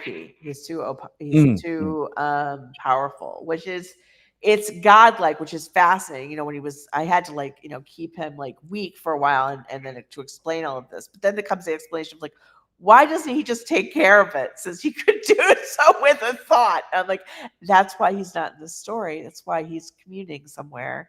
But in Everrain, we actually get to see Damon challenged again in a different way. Well, our heroes need villains to challenge them. It's that simple. Otherwise, what's the point? Where's the story? Well, I'm going to set you something that may intrigue you is the thought Mm. that is Damon a villain in the Everrain story, at least for a while. I think you could absolutely say Damon. Like I was thinking about this with Everdark Academy, with the point of view of the villains, and I won't name them, but the society that they're fighting against. The people of Everdark, the vampires of Everdark, could absolutely be cast as the villains. Yes. And that's the thing, Yes. it's easy to cast people you don't know as them, and Right. make them into monsters and make them into villains. So yeah, absolutely he could be. And Yeah. as for Valerius to me is the reluctant king. He is, yes, Valerius very. is much more of a King Arthur. It's like, I don't want to be king. Well, I this wanna is go I don't want to do it because one of the things that's going to happen is that Damon embodies being king. That's like Mhm. what he defines himself But as. he has no choice, and I think Right. that's also interesting. Right, he doesn't, and there's No. more to come out about him. But Valerius has to confront the fact so that Damon comes to this world, and he's a conqueror. Mhm. Whether Yeah. he starts thinking about, he likes it there. He likes this. He likes the dragons and everything like that. And he starts he starts a seduction campaign. And Valerius, who doesn't want to be king, well, he's like, well, why don't you just step aside? Yeah, just take over. Yeah. Yeah. And he's like, well, you just, why don't you don't want to do this. So why do you care? And it's going to come up whether Valerius wants to rule. Like, Mhm. does he really wish to? Not just because they need him, but now someone else could take over. Does he personally want to continue ruling? And I think that's a great story point for all of us. Should we be giving power to the people who want it? Right. Right. No, it's like, and going back to the Night Prince, it's one of the central questions there is, can you be a leader and still be a good person? And I don't know the answer to that yet, but we're gonna find out. Maybe. Nice. Yeah. Not so just some small topics here. Yeah, just small. Who'll hook up with who, Just a the little bit. nature of power and identity. I know, right? Just not at all, and add in some colonialism in there, and it's Yeah, why good. not? It's perfect, and top it off with racism. It's Some beautiful. light reading, along with Yeah, some just plushies. a little, yeah, along with some plushies. I think all of our stories, especially in fantasy, is about a war of some kind, whether it's within the individual or the individual and one other or many others or the world itself. Yeah, conflict. It's the nature of storytelling. No, absolutely. Yeah. Then maybe we can solve and resolve our conflicts in a different way. Yes, because it doesn't end up going the way you want, especially if yeah, it's never good. Mhm. So guys, You like, wanting food. they actually found out the name of that flying vampire head. By the way, Edward, I don't know if you saw. I I'm now didn't. going to be dreaming of a flying vampire head. I think that's got to come into the story somehow here. I think it goes after bad men specifically. I think it's from Yes. about wronged women who have been falsely accused or died in awful ways, and it comes from them and takes vengeance upon evil men. So I'm okay with a flying killer woman's head. Head. I'm now I'm intrigued by this. It's going to come into the story. Somehow this is going to happen. Yes. Excellent. I'm excited about this. So yes. So I'm going to wrap us up. But what I wanted to do is thank everyone for being here. And Edward, thank you for staying for even longer, as Oh, look, my always. pleasure. I wouldn't do it. And thank you to everyone who's come along and is listening with us and listening to us just sit here and chat and pet a kitty and have a scotch. Thank you so much Exactly. for doing this. We wouldn't be here without you, every single one of you, and all of your friends. So please share it with them if you feel comfortable Yes. sharing your secret, wonderful Raythe Please. with them. Please But do thank you so. again. And thank you for your comments. I think Raythe may have spoken about this before, but as artists, all of this company, we frequently don't get to engage directly like this with people who enjoy our work. We simply stand in a small, sweaty room, reading words, hoping we're good and hoping that our work actually means something to someone. So thank you for being that audience. Thank you guys, really and truly. More to come, a lot more to come. Just, keep your ears to the ground and you'll hear from us very, very soon.